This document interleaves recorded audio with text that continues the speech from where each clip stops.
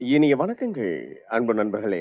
மீண்டும் ஒரு புத்தம் புதிய நன்னாள் இறைமையின் வரமாக நமது தளத்தின் முதல் படிநிலையாக நாம் ஒரு நிமிட தியானத்திற்குள் பயணிக்க இருக்கின்றோம். கண்களை மெலிதாக மூடிக்கொள்வோம், கரங்களை கோர்த்துக்கொள்வோம். இப்பிரபஞ்ச பெருவெளியில் உள்ள இறைமைக்கு மனதார நன்றி பகிர கிடைத்த மற்றும் ஒரு அற்புதமான நன்னாள் இது. இப்பொழுது நாம் உச்சரிக்க இருக்கும் ஒவ்வொரு வார்த்தைகளுடன் நன்றி உணர்வினையும் கலந்து இறைமைக்கு சமர்ப்பிப்போம் அன்பின் காணிக்கையாய். இன்றெடுத்து அன்றாடம் அமுதூட்டி அன்பாகவும் கருணையாகவும் மாறிப்போன அன்பு தாய்க்கு மனம் நிறைந்த நன்றி. ஒவ்வொரு நாளையும் ஒவ்வொரு பொழுதையும் தமது உழைப்பாலும் தியாகத்தாலும் குடும்பத்தை நிறைத்து அறிவாகவும் ஆற்றலாகவும் மாறிப்போன அன்பு தந்தைக்கு மனம் நிறைந்த நன்றி. பரிசுத்தமான இயற்கையை பரிசளித்து சென்ற நம் முன்னோர்கள் ஒவ்வொருவருக்கும் மனம் நிறைந்த நன்றி. கற்பித்தல் என்னும் இனிய அனுபவங்கள் வாயிலாக அன்றாட பொழுதுகளை அர்த்தமுள்ளதாக்கும் ஆசிரிய பெருந்தகைகள் ஒவ்வொருவருக்கும் மனம் நிறைந்த நன்றி. இப்பிரபஞ்ச பூவுலகினுள் பயணித்துக் கொண்டிருக்கும் பயணிக்க இருக்கின்ற ஒவ்வொரு உயிருள்ள ஆன்மாக்களுக்கும் மனம் நிறைந்த நன்றி. உயிரற்ற பொருட்களாய் வாழ்வின் உடன் வழித்துணையாய் வாழ்வின் பாதையை என்றென்றும் நிறைக்கும் உயிரற்ற பொருட்களுக்கும் மனம் நிறைந்த நன்றி. இப்பிரபஞ்ச பூவுலகினை தமது பேரன்பாலும் பேரருளாலும் பேராசிராலும் ஆண்டு அரவணைத்து காத்து வரும் அந்த ஆண்டவனுக்கும் நன்றி. இப்பொழுது நமது சுவாசத்தின் ஓசையில் அது பயணிக்கும் பாதைகளில் நாமும் ஒரு நிமிடம் இணைந்து பயணிப்போம், நம் மூச்சின் சுவாசத்தினை சீர்மைப்படுத்தியவர்களாய்.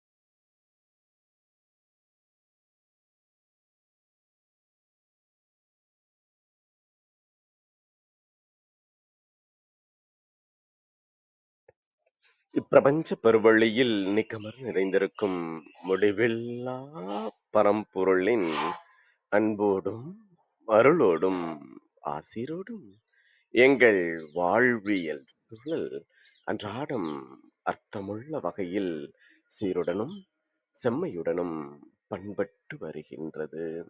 இதனால் இச்சமூகத்தின் சீரிய சிறந்த முன்மாதிரிகளாக நாங்கள் திகழ்வதோடு நில்லாமல் பல்வேறு சாதனைகளையும் அதன் வாயிலாக சரித்திரங்களையும் படைக்கும் அற்புத படைப்பாளிகளாக பரிணமிப்போம்.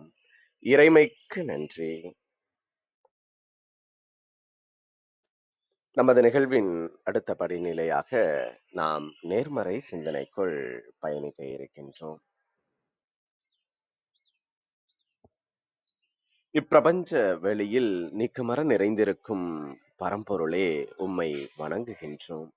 உந்தன் அளப்பரிய அன்பினால் எங்களுக்கு கிடைத்திட்ட பெற்றோர்கள், வழிகாட்டிகள், உற்றார் உறவினர்கள், நண்பர்கள் மற்றும் ஒவ்வொரு உயிருள்ள ஆன்மாக்கள் மற்றும் உயிரற்ற பொருட்களுக்காகவும் மனம் நிறைந்த நன்றி. உந்தன் அபரிவிதமான படைப்பால் இப்பூவுலகு உந்தன் எழில் நிறைந்த இயற்கையாலும் நிறை வளங்களாலும் நீடித்த நலன்களாலும் ஆக சிறந்த நேர்மறை எண்ணங்களாலும் இவ்வுன்னத உலகிலும் எங்கள் உயிர் துடிப்புள்ள உள்ளங்களிலும் நீக்கமற நிறைந்துள்ளது. உந்தன் அளப்பரிய அன்பினாலும் அருளினாலும் ஆசிராலும் நாங்கள் ஒவ்வொருவரும் உயர்ந்த, உன்னதமான வாழ்வியல் பயணத்தை நிறைவுடனும், நிம்மதியுடனும் அன்றாடம் மேற்கொண்டு வருகின்றோம். ஆக சிறந்த வழிகளில்.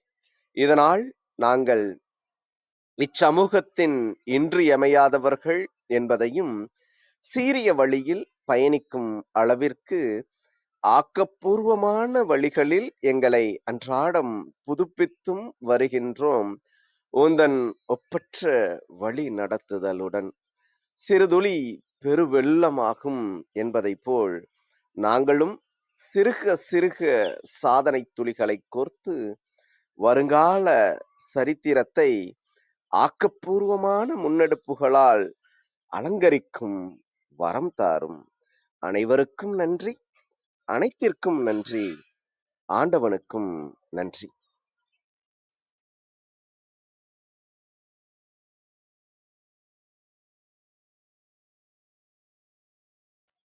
இனிய வணக்கங்கள் அன்பு நண்பர்களே.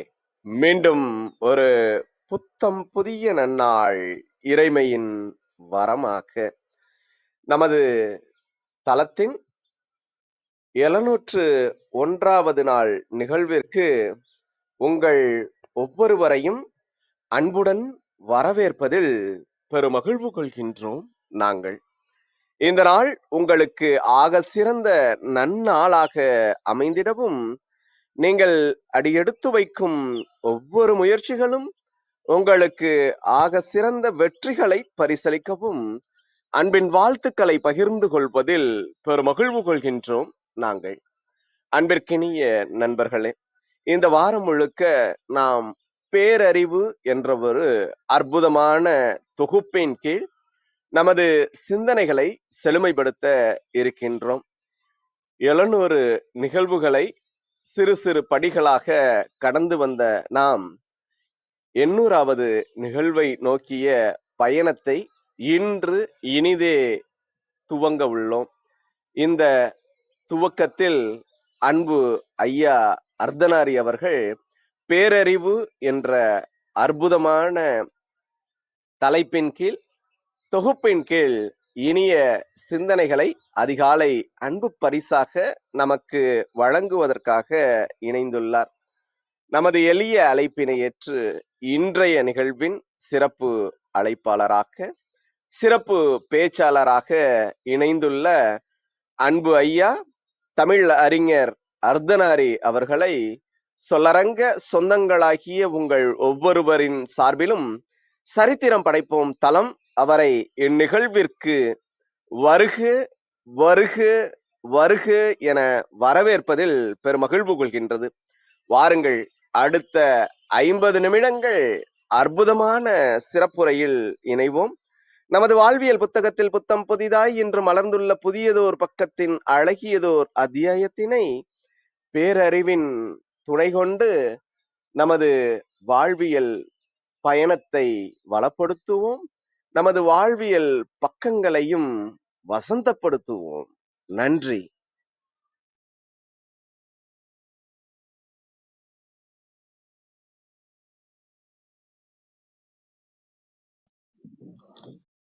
எல்லோருக்கும் வணக்கம்.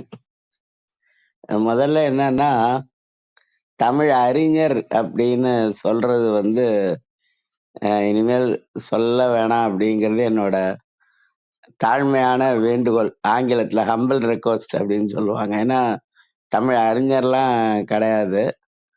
இன்னும் தமிழ் கத்துக்கிட்டே படிச்சுக்கிட்டே இருக்கேன். பார்த்தேன் கற்பகவல்லி அவங்க இருக்கிற மாதிரி எனக்கு தெரியல இப்போ இன்னைக்கு. ஆனா அவங்க தான் இன்னும் சொல்லி கொடுத்துக்கிட்டே இருக்காங்க, நான் படிச்சுக்கிட்டே இருக்கேன்.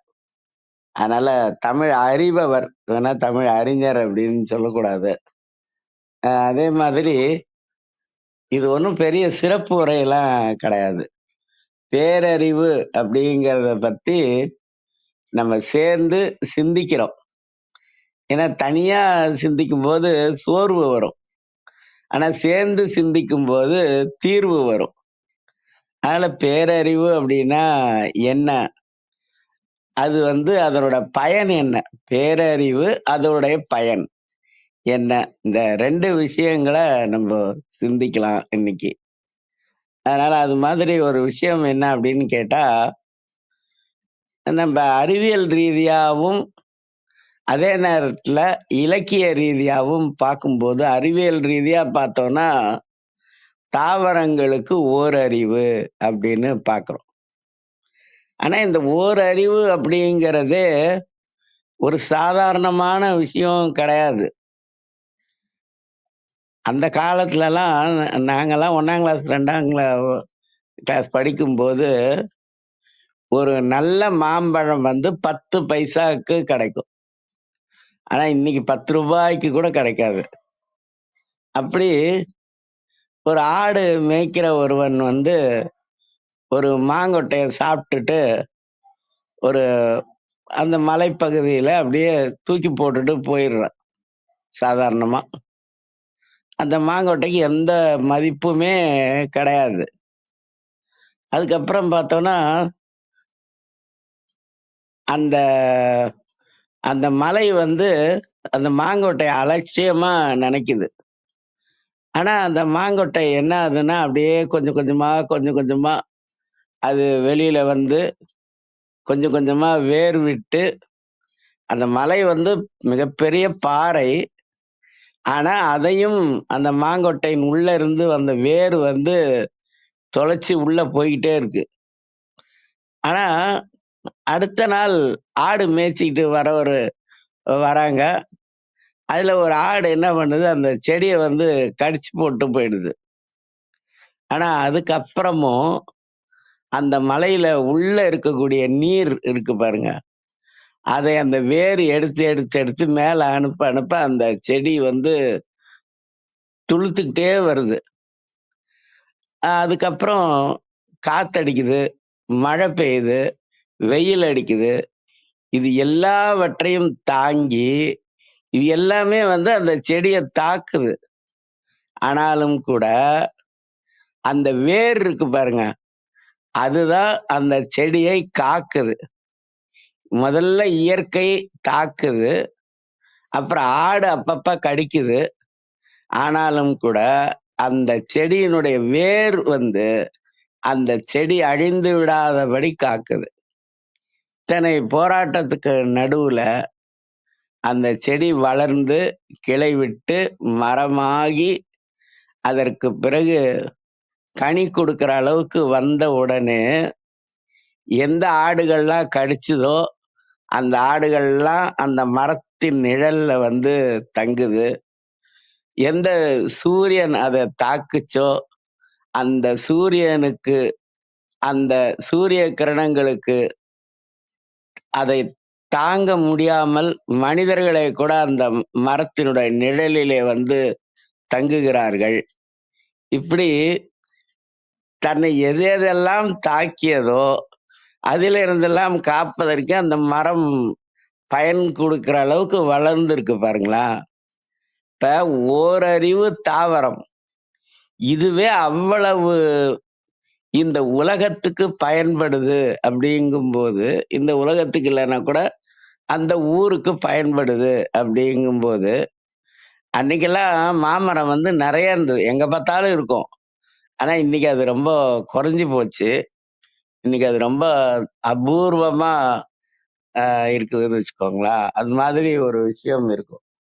தூக்கி எதுக்கும் உதவாது அப்படின்னு தூக்கி போடப்பட்ட ஒரு மாங்கொட்டை வந்து எவ்வளவு பயன் தருது அப்படின்னா, அப்ப நமக்கு என்ன சொல்றாங்கன்னா, இலக்கணம் என்ன சொல்லுதுன்னா, மனிதர்களுக்கு 6 அறிவு அப்படின்னு சொல்லுது. அத நம்ம முன்னாடியே பார்த்திருக்கோம்.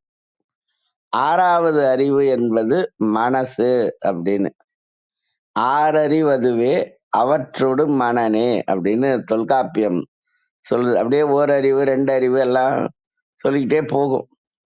ஆனா 6 அதுவே அவற்றொடு மனனே அப்படின்னு சொல்லுது. இப்ப நம்ம என்னன்னா முதல்ல பேரறிவாளர் அப்படிங்கிறதுக்கான அடையாளம் 2. பேரறிவாளர் அப்படிங்கிறவங்க வந்து இயற்கையை இறைமையாக போற்றுவார்கள். இயற்கையை இறைவனாக போற்றுவார்கள். அவங்களுக்கு அந்த இறை நம்பிக்கை அப்படிங்கிறது கண்டிப்பா இருக்கும். அதனாலதான் வள்ளல் பெருமான் சொல்வாரு, இயற்கை உண்மையதாய் இயற்கை இன்பமுமாம் அயர்ப்பிலா சிற்றவை அருட்பெருஞ்சோதி அப்படின்னு சொல்லுவாங்க. அந்த தெய்வ நம்பிக்கை முதல்ல பேரறிவாளர்களுக்கு கண்டிப்பா இருக்கும். அது நம்ம எல்லா ஞானிகளையுமே பார்க்கிறோம். அதுக்கப்புறம் பார்த்தோம்னா, இந்த ஓரறிவு தாவரங்கள்ல இன்னொரு நுட்பமான விஷயம் ஒண்ணு இருக்கு. இப்ப பாலைவனத்துல மழை பெய்யறது கிடையாது. அப்படியே சூறை காற்று அடிக்கும். சூடான மணலை கொண்டு வந்து அது குவிக்கும். அந்த சூடு தாங்க முடியாது. ஆனா பாலைவனத்துல மனிதர்கள் வசிக்க முடியாது அப்படின்னு நம்ம புத்தகத்துல படிச்சா கூட பாலைவனத்திலேயும் உயிரினங்கள் இருக்கின்றன. ஒட்டகங்கள் இருக்கு, அது நமக்கு நல்லா தெரியும். அதுவாவது மூவ் பண்ணும், ஒரு இடத்துல இருந்து இன்னொரு இடத்துக்கு போகும், தண்ணி இருக்கிற இடத்துக்கு போகும். ஆனா பாலைவன தாவரங்கள் இருக்கு பாருங்க, பாலைவனத்திலேயே தாவரங்கள் இருக்கின்றன. அங்க மழை கிடையாது. சூடான மணலை கொண்டு வந்து குவிக்கக்கூடிய சூறை காற்று இத்தனையும் தாங்கி அந்த பாலைவன தாவரம் எப்படி வளருது அப்படின்னு நம்ம சிந்திச்சு பார்த்தா, பாலைவனத்துல மழை பெய்யாது. ஆனா இரவு நேரத்துல பனி பெய்யும். அந்த பனியில இருக்கக்கூடிய நீர் துளிகள் இருக்கு பாருங்க, அந்த பாலைவன தாவரங்களுக்கு மட்டும் இயற்கை ஒரு விஷயத்தை கொடுத்துருக்கு. அந்த பனியில வரக்கூடிய நீர் துளிகளை தாவரங்கள் என்ன பண்ணுமா, அந்த முள்ளு இருக்கு பாருங்க, அந்த முள்ளுக்கு கீழே சேகரிச்சு வச்சுக்குமா. சேகரிச்சு வச்சுக்கிட்டு எப்பெல்லாம் அதற்கு ஒரு விதமான வாட்டம் ஏற்படுகிறதோ, எப்பெல்லாம் தேவை ஏற்படுகிறதோ, அப்பெல்லாம் அந்த பனித்துளி இருக்கக்கூடிய நீர்த்துளிகளை அது வந்து எடுத்து வைத்துக்கொண்டு தன்னை காப்பாற்றிக் கொள்ளும். இப்ப இதெல்லாம் இயற்கை கொடுத்த வலிமை. அதனால ஒரு விஷயம் என்னன்னா, இந்த உலகத்துல நிலையாக இருப்பது எது அப்படின்னு ஒரு கேள்வியை நம்ம கேட்கணும். நிறைய பேர் கேட்டிருக்காங்க, டார்வினும் கேட்டிருக்காரு. எது நிலையாக இருப்பது, நிலையாக வாழ்வது எது அப்படின்னு கேட்டா, வலிமை உள்ளவை வாழும். அதுதான் நாங்க அதுக்கு பதில். வலிமை உள்ளவை வாழும் அப்படிங்கிறது. எல்லா இலக்கியங்களுமே என்ன சொல்லுதுன்னா, நமக்கு சங்க இலக்கியத்துல தொடங்கி இன்னைக்கு வரக்கூடிய இலக்கியங்கள் வரைக்கும் இந்த வாழ்க்கை நிலையில்லாதது அப்படின்னு சொல்லுது. வந்தவரெல்லாம் தங்கிவிட்டால் இந்த மண்ணில் நமக்கே இடம் ஏது. வாழ்க்கை என்பது வியாபாரம், அது ஜனனம் என்பது வரவாகும், மரணம் என்பது செலவாகும், எல்லாம் சொல்லிக்கிட்டே இருக்கு. சரி, ஆனா நிலையில்லாத வாழ்க்கையில ஆனா நம்பிக்கை அப்படிங்கிறது மரத்தினுடைய ஆணிவேர் மாதிரி நம்ம மனசுக்குள்ள இருக்கு. என்ன நம்பிக்கை? இப்ப நேத்து ராத்திரி தூங்க போனோம். தூங்க போனும்போது நமக்கு ஒரு நம்பிக்கை இருந்துச்சு. என்ன நம்பிக்கைன்னா, காலையில கண்டிப்பா நம்ம எந்திரிப்போம். காலையில எந்திரிப்போங்கிறது நிச்சயம் இல்லதான். ஆனாலும் கூட நமக்கு ஒரு நம்பிக்கை இருந்தது.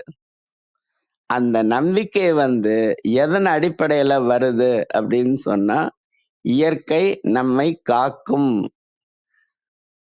ஆனா ஒருவேளை உயிரை போக்கும், அது உண்மைதான். ஆனாலும் கூட இயற்கை நம்மை காக்கும் அப்படிங்கிற ஒரு நம்பிக்கை இருக்கு. இப்ப இன்னைக்கு இது வரைக்கும் யார் யாரெல்லாம் இணைஞ்சிருக்கிறோமோ, இனிமேல் யார் யாரெல்லாம் இணைய போகிறார்களோ, அவங்க எல்லாரையும் நம்ம யோசிச்சு பார்த்தோம்னா, குரானா அப்படிங்கிற ஒரு தாக்கத்துல இருந்து, இந்த குரானா என்ன எதிர்பார்க்குமா, எவனாவது வெளியே வரானா அப்படின்னு எதிர்பார்க்குமா. கொரோனா வந்து எவனாவது வெளியே வரானா அப்படின்னு எதிர்பார்க்குமா. ஆனா அதனுடைய அந்த தாக்கத்திலையும் நம்மள வந்து இந்த இயற்கை இன்னைக்கு வரைக்கும் காப்பாத்தி தான் வச்சிருக்கு. அதன் அடிப்படையில பார்த்தோம்னா நமக்கு ஒரு நம்பிக்கை, அதாவது நியாயமான நம்பிக்கை, ரீசனபிள் ட்ரஸ்ட் நமக்கு இருக்குது. இந்த நம்பிக்கையும் தான் வலிமை அப்படிங்கிறது. இந்த வலிமை எங்க இருந்து கிடைக்கும் அப்படின்னு சொன்னா நம்முடைய உணர்வுல இருந்து கிடைக்கும். சரி, இந்த மாதிரி உணர்வை நாம் எங்கே இருந்து பெறுவது அப்படின்னா, நமக்கு முன்னாடி வாழ்ந்தாங்க பாருங்க ஞானிகள், அவர்களிடத்திலிருந்து தான் நாம் பெற முடியும் அப்படிங்கிறது. சரி, ஆனா அதே நேரத்துல இந்த பேரறிவு அப்படிங்கிறதுக்கான முதல்ல நம்ம தெரிஞ்சுக்க வேண்டிய விஷயம் ஒண்ணு இருக்கு. பேரறிவு அப்படிங்கிறது எதை வைத்து நாம் சொல்வது அப்படின்னு பார்ப்போம். இப்ப சாக்ரட்டிஸோடைய தலை மாணாக்கராக இருந்தவர் பிளாட்டோ. அந்த பிளாட்டோ எப்ப தோன்றினார் என தோன்றின் பொருள் தோன்றுக, பிறப்பு அப்படிங்கிறது சிறப்பா மாறிடுச்சுன்னா அது தோன்றுதல் அப்படின்னு பேரு. இல்ல இயல்பா பிறந்தோம், ஏதோ ஒரு வேலைக்கு போனோம், சம்பாரிச்சோம், அப்புறம் வீடு கட்டினோம், அப்புறமா இறந்து போனாங்க அப்படின்னா பிறந்தார் இறந்தார் அப்படிங்கிறது. ஆனா அவர்கள் வந்து இந்த உலகத்துக்கான தன்னுடைய பங்கை கொடுத்து அதற்கு பிறகு இந்த உலகை விட்டு சென்றார்கள் அப்படின்னா தோன்றினார், மறைந்தார், மக்கள் மனதில் நிறைந்தார் அப்படின்னு சொல்றது. வாழ்ந்தவர் கோடி, மறைந்தவர் கோடி, மக்களின் மனதில் நிற்பவர் யார் அப்படிங்கிற அந்த கேள்விக்கு நம்முடைய வழிகாட்டிகள் தான் மக்களின் மனதில் நிற்பவர்கள். பிளாட்டோ வந்து இயேசுநாதர் பிறப்பதற்கு 400 வருஷத்துக்கு முன்னாடி பிறந்தார். 400 வருஷம் இயேசுநாதர் தோன்றுவதற்கு 400 வருஷத்துக்கு முன்னாடி தோன்றினார். அவர் எழுதின ஒரு நூல் குடியரசு அப்படிங்கிற ஒரு நூல் வந்து இன்னைக்கும் உலகம் முழுக்க பேசப்படுகிறது. எப்படி கார்ல் மார்க்ஸோட த கேபிட்டல் அப்படிங்கிற நூல் இன்றைக்கும் எல்லோராலும் பேசப்படுகிறதோ, யாருமே படிக்காதவங்களுக்கு கூட, அதாவது எழுத்தறிவு பெற்று படிக்காதவங்களுக்கு கூட அந்த நூல் பேர் கண்டிப்பா தெரியும், த கேபிட்டல் அப்படிங்கிறது. அதே மாதிரி பிளாட்டோவோட அந்த குடியரசு அப்படி குடியரசுங்கிற நூல் தெரியும். பிளாட்டோவுடைய படைப்புகள் வந்து 56 தொகுதியா இன்னைக்கு வரைக்கும் அந்த எழுத்துக்கள் அழிந்து விடாமல் இருக்கின்றன. எப்படி அந்த எழுத்துக்கள்லாம் ஏன் அழிந்து விடாமல் இருக்குது அப்படின்னு கேட்டா, அங்கதான் பாரதியார் சொல்லுவாரு, எழுத்தும் தெய்வம், எழுதுகோல் தெய்வம் அப்படின்னுவாரு. அப்ப அதற்கெல்லாம் தெய்வ ஆற்றல் பெற்றதுனால அது வந்து அப்படியே இன்னைக்கு வரைக்கும் அப்படியே சிதையாம அப்படியே இருக்குது. ஆக அந்த பேரறிவு அப்படிங்கிறது என்னன்னா, தெய்வ ஆற்றலோடு கூடிய ஒரு அறிவு இருக்கு பாருங்க, அதுதான் பேரறிவு அப்படிங்கிறது. இதை என்ன சொல்லுவாங்கன்னா 7ஆம் அறிவு அப்படின்னு சொல்லுவாங்க.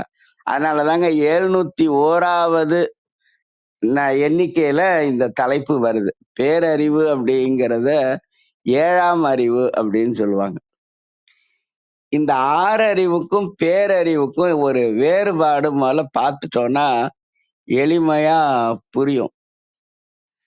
அதாவது ஒரு மனிதன் எந்த துன்பமும் இல்லாமல் வாழ்ந்தான் என்றால் அது 6 அறிவு. ஒரு மனிதன் இந்த உலகத்தை துன்பத்திலிருந்து காப்பான் அப்படின்னா அது பேரறிவு அப்படிங்கிறது. இந்த உலகம் முழுமைக்கும் தன்னுடைய பங்கை கொடுக்கக்கூடியவன் எவனோ அவன் பேரறிவாளன் அப்படிங்கிறது. இதெல்லாம் நான் சொல்லல, நான் எப்பவுமே சொல்வேன், நான் உரைத்த வார்த்தையெல்லாம் நாயகன் தன் வார்த்தை அப்படிங்கிறது. இதுக்கு என்னன்னா, திருக்குறள்ல 22வது அதிகாரம். அதிகாரம்னா பகுதின்னு அர்த்தம். பைபிள்லயும் அதிகாரம் அப்படின்னு சொல்லியிருக்கோம். ஆனா இதெல்லாம் அன்பா சொன்னதுதான், அதிகாரமா சொன்னது கிடையாது. இதுல 22வது அதிகாரத்துல 5வது திருக்குறள்.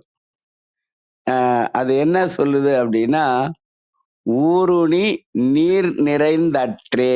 அற்றேன்னா போல அப்படின்னு அர்த்தம். ஊருணி அப்படின்னா என்ன அர்த்தம்னா, ஊரே சேர்ந்து அந்த நீரை எடுத்து பயன்படுத்தும். உண்பதற்கான உணவு தயாரிக்கிறது, அப்புறம் எல்லா தேவைகளுக்கும் பயன்படுத்துவது அந்த ஊருணி. குறிப்பா குடிக்கிறதுக்கான நீரை ஊரே அங்க போய் எடுத்தும், ஊரே உண்ணும். அதனாலதான் அதுக்கு பேர் ஊருணி அப்படின்னு பேரு. ஊருணி நீர் நிறைந்தற்றே.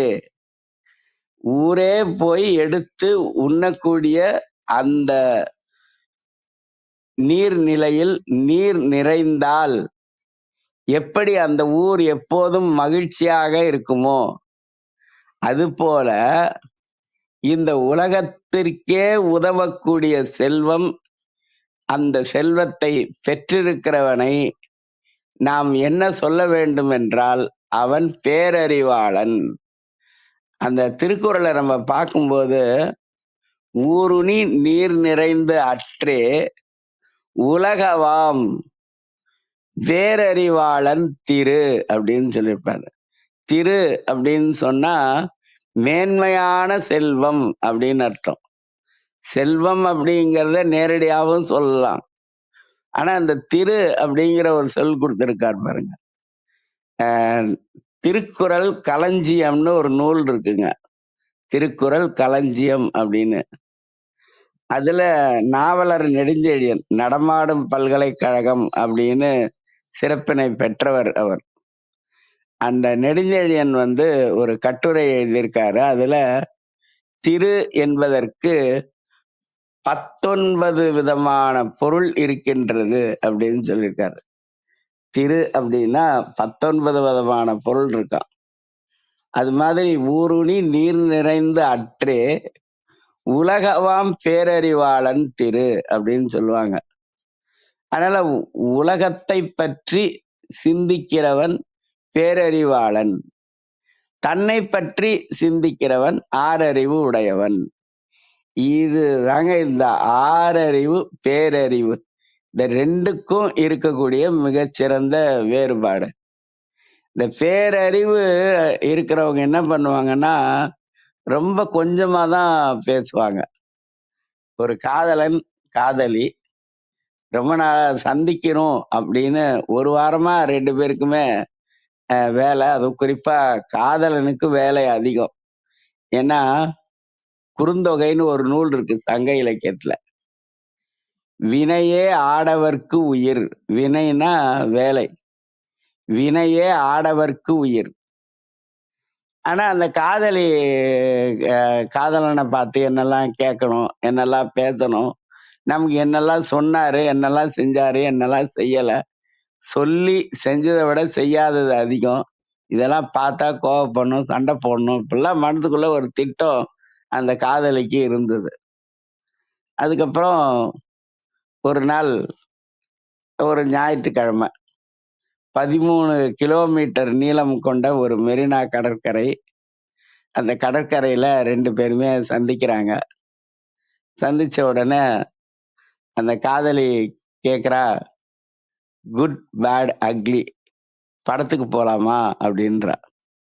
அவன் என்ன பண்றான், ஒரே வார்த்தையில சொல்றான், சரி அப்படின்றான்.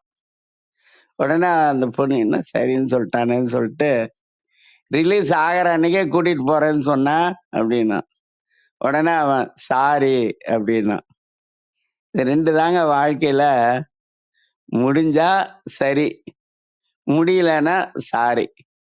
இந்த 2 வார்த்தையில வாழ்க்கைய நம்ம நடத்தணும்னா அதுதான் பேரறிவு அப்படிங்கிறது.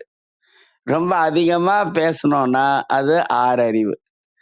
அதிகமா பேசும்போது தான் நமக்கு வாழ்க்கையில பிரச்சனையே வரும். அதனாலதான் அருணகிரிநாதர் சொன்னாரு கந்தர் அனுபூதியில, சும்மா இரு. சும்மா இருன்னா எப்படி அப்படின்னு ஒரு கேள்வியை கேட்டா, சொல்லற. சொல்லறன்னா பேசாம அப்படின்னுவாரு. சும்மா இரு சொல்லற அப்படிங்கிறது. ஒரு உதாரணத்துக்கு, சாப்பிடறதுக்கு வீட்டுல கூப்பிடுறாங்க. மகளோ மனைவியோ கூப்பிடுறாங்க. அப்ப நம்ம சாப்பிட போகும்போது மனசுக்குள்ள ஒரு விஷயத்த முடிவு பண்ணிக்கணும். இன்னைக்கு உணவுல குறை சொல்லக்கூடாது 1.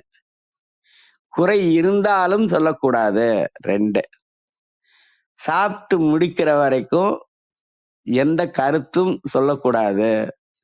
இது மாதிரி ஒரு முடிவு எடுத்துக்கிட்டு நம்ம போய் சாப்பிட்டோம்னு வச்சுக்கோங்களேன், சாப்பிடும்போது எந்த சிக்கலுமே வராம சாப்பிட்டு முடிக்கிற வரைக்கும் மன அமைதியா சாப்பிட்டுட்டு வர முடியும். அதுல பேரறிவாளன் பேரறிவு உடையவர்கள் அப்படிங்கிறவங்க என்ன பண்ணுவாங்கன்னா, தேவையில்லாம பேச மாட்டாங்க.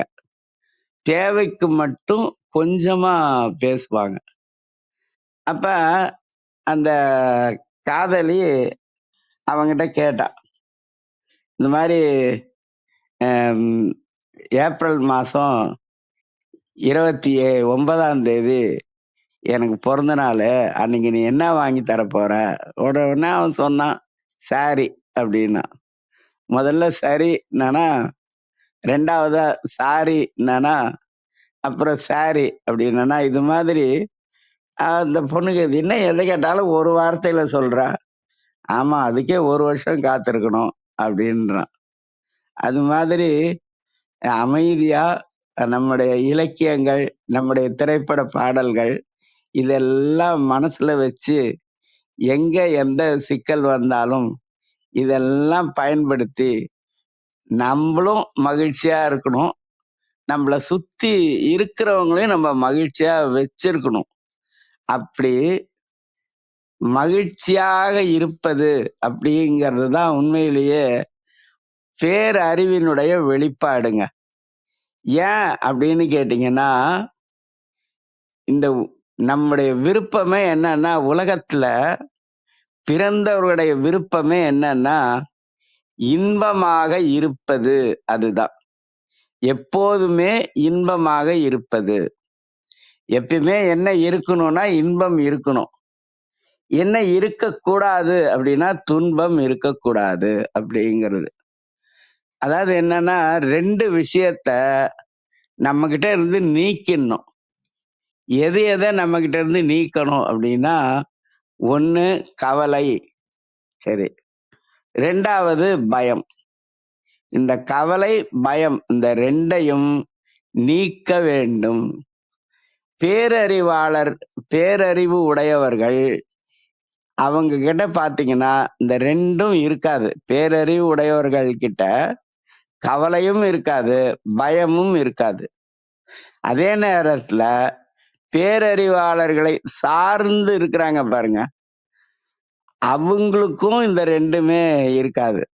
அதாவது முழுமையாக உண்மையாக பேரறிவாளர்களை சார்ந்து யாரு இருக்கிறாங்களோ அவங்களுக்கு இந்த 2 விஷயமும் இருக்காது. கவலை இருக்காது, பயம் இருக்காது. இந்த கவலை இருக்காது அப்படிங்கிறது என்னன்னா, திருக்குறள்ல முதல் அதிகாரம் கடவுள் வாழ்த்து. அதுல 7வது திருக்குறள்ல சொல்லியிருப்பாரு, தனக்குவமை இல்லாதான் தாழ் சேர்ந்தார்க்கு அல்லால் மனக்கவலை மாற்றல் அரிது. இந்த அரிதுங்கிற வார்த்தையை எடுத்துட்டு எளிது அப்படின்னு நம்ம போட்டா, தனக்குவமை இல்லாதான் தாழ் சேர்ந்தார்க்கு என்றும் மனக்கவலை மாற்றல் எளிது அப்படி போட்டுக்கலாம். அதனால இந்த கவலை, பயம் இந்த 2யும் நீக்கக்கூடிய ஆற்றல். இந்த ஆற்றல் அப்படிங்கிறது எங்க இருந்து வரும் அப்படின்னா, அறிவினால் ஒரு விதமான ஆற்றல் வரும். அந்த அறிவு ஆற்றல் இருக்கு பாருங்க, அது பேரறிவினால் வரக்கூடிய ஆற்றல். மனிதர்களுக்கு இருக்கக்கூடிய கவலையையும் பயத்தையும் போக்கக்கூடியதாக இருக்கும். ஒண்ணு. 2வது என்னன்னா, வாழ்க்கையில ஒரு விஷயம் சொல்லுவோம். பொழுது நீங்க உங்களுக்கு பொழுதுபோக்குக்கு என்ன செய்றீங்க அப்படின்னு கேட்பாங்க. இந்த 2 விஷயம் இருக்கு. பொழுதை போக்குவது அப்படின்னு ஒண்ணு இருக்கு. பொழுதை ஆக்குவது அப்படின்னு ஒரு விஷயம் இருக்கு. பொழுதை போக்குவது அப்படின்னா என்ன அர்த்தம்னா, இன்னைக்கு நம்ம செய்யறோம்ல, இந்த விஷயம் இன்னைக்கு மட்டுமே மகிழ்ச்சியா இருக்கும். ஆனா, ஒரு ஒரு 4, 5 வருஷம் கழிச்சு பார்த்தோம்னா, அது நமக்கு ஞாபகத்திலேயே இருக்காது. அப்படி தற்காலிகமா மகிழ்ச்சியா இருக்கிறோம் பாருங்க. அதுக்கு பேரு பொழுதுபோக்குன்னு பேரு. ஒரு உதாரணத்துக்கு நம்ம சினிமா பாட்டு கேட்கிறோம். செவ்வானமே பொன்மேகமே அப்படி ஒரு பாட்டு கேட்கிறோம்னு வச்சுக்கோங்களேன். அந்த பாட்டு கேட்கும்போது நமக்கு வரக்கூடிய மகிழ்ச்சி இருக்கு பாருங்க. அது பேரு பொழுதுபோக்கு அப்படின்னு பேரு. ஏன் அப்படின்னா, அடுத்த பாட்டு கேட்கும்போது இந்த பாட்டு நம்ம மனசுல இருக்காது. ஆக அதனால பொழுதுபோக்குன்னு பேரு. ஆனா, பொழுதை ஆக்குவது அப்படிங்கிறது என்ன அப்படின்னு சொன்னா, நம்ம ஒரு ஒரு 5 புத்தகம் படிக்கிறோம். 5 புத்தகம் படிச்சு முடிச்ச பிறகு, நமக்கும் இது மாதிரி ஒரு நூல் எழுதணும் அப்படிங்கிற ஒரு விருப்பம் வரும். வந்த உடனே, இது மாதிரியோ அல்லது இதிலிருந்து வேறுபட்டோ ஒரு நூலை நம்ம எழுதுறோம் அப்படின்னு வச்சுக்கோங்களேன். எழுதி வெளியிட்டாச்சு. வெளியிட்ட பிறகு, அது பொழுதை ஆக்குதல் அப்படிங்கிறது. என்னன்னு கேட்டீங்கன்னா, நாங்க லயோலா காலேஜ்ல படிச்சேன். அதாவது 79லேருந்து 81 வரைக்கும் 80 வரைக்கும் படிச்சேன். அப்ப அ ஒரு பேச்சு போட்டிக்காக அனுப்புனாங்க. லயோலா காலேஜ்ல நான் படிக்கும்போது, எந்த பேச்சு போட்டி, கவிதை போட்டிலாம் வந்தா, முதல்ல பிரின்சிபல் என்ன கூப்பிடுவாரு. குரியாக்கோஸ் அப்படின்னு ஒருத்தர் இருந்தாரு அவரு. கேரளாக்காரர். அவரு என்ன கூப்பிட்டு அனுப்புவாரு. நான் ஒரு பேச்சு போட்டிக்கு போனேன். என் கூட சைமன் அப்படின்னு ஒரு பார்வையுள்ளவர் ஒருத்தர் மாணவர். அவர் எக்கனாமிக்ஸ் படிச்சாரு. அவர் இன்னைக்கும் கேரளால அ மகாராஜா காலேஜ்ன்னு ஒரு காலேஜ். அங்க எக்கனாமிக்ஸ் ப்ரொஃபஸரா ரிட்டயர் ஆயிட்டாப்ல. நானும் அவனும் போறோம். அந்த போட்டிக்கு போறோம். போயிட்டு பேசிட்டு வரும்போது, அதுல எனக்கு ஆறுதல் பரிசு கிடைச்சது. ஆறுதல் பரிசா என்ன குடுத்தாங்கன்னா, ரூ. 100 காசு குடுத்தாங்க. சரி ரைட். அன்னைக்கு சாப்பிடறதுக்கான வழி கிடைச்சது அப்படின்னு சொல்லிட்டு நாங்க வந்துட்டே இருந்தோம். அங்க ஒரு இடத்துல புத்தகம் வித்தாங்க. புத்தகம் விக்கிறவர் என்ன சொன்னாருன்னா, "இந்த புத்தகம் நீங்க வாங்குங்க. அப்பதான் நான் மத்தியானமாவது சாப்பிட முடியும்" அப்படின்னாரு. சரின்னு சொல்லிட்டு அந்த ரூ. 100 அந்த புத்தகம் அப்ப ரூ. 5. என்ன புத்தகம் அப்படின்னா, 100 நகைச்சுவை அப்படின்னு அந்த புத்தகம் இருந்தது. சரின்னு நாங்க என்ன பண்ணோம், ரூ. 20 குடுத்து 4 புத்தகம் வாங்குனோம். 4 புத்தகம் எனக்கு 1, சைமனுக்கு 1. அப்புறம் எங்க கல்லூரியில எனக்கு ஒரு பேராசிரியர் ரொம்ப நெருக்கமா இருப்பாரு. எனக்கு என்ன தேவைன்னாலும் செய்வாரு. அவருக்காக ஒரு புத்தகமும், இன்னொரு புத்தகம் இருக்கட்டும் அப்படின்னு பார்த்தேன்.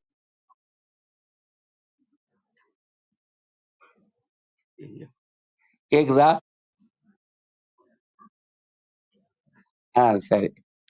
அ அந்த புத்தகத்த வாங்கிட்டு வந்துட்டோம். வந்துட்டு நானும் சைமனும் அந்த புத்தகத்த படிக்கிறோம். அவன் எனக்கு படிச்சு காட்டுறான். படிச்சு காட்டும்போது அதுல ஒரு 100 நகைச்சுவை நான் அப்படியே எனக்கு மனசுலயே நின்னுடுச்சு.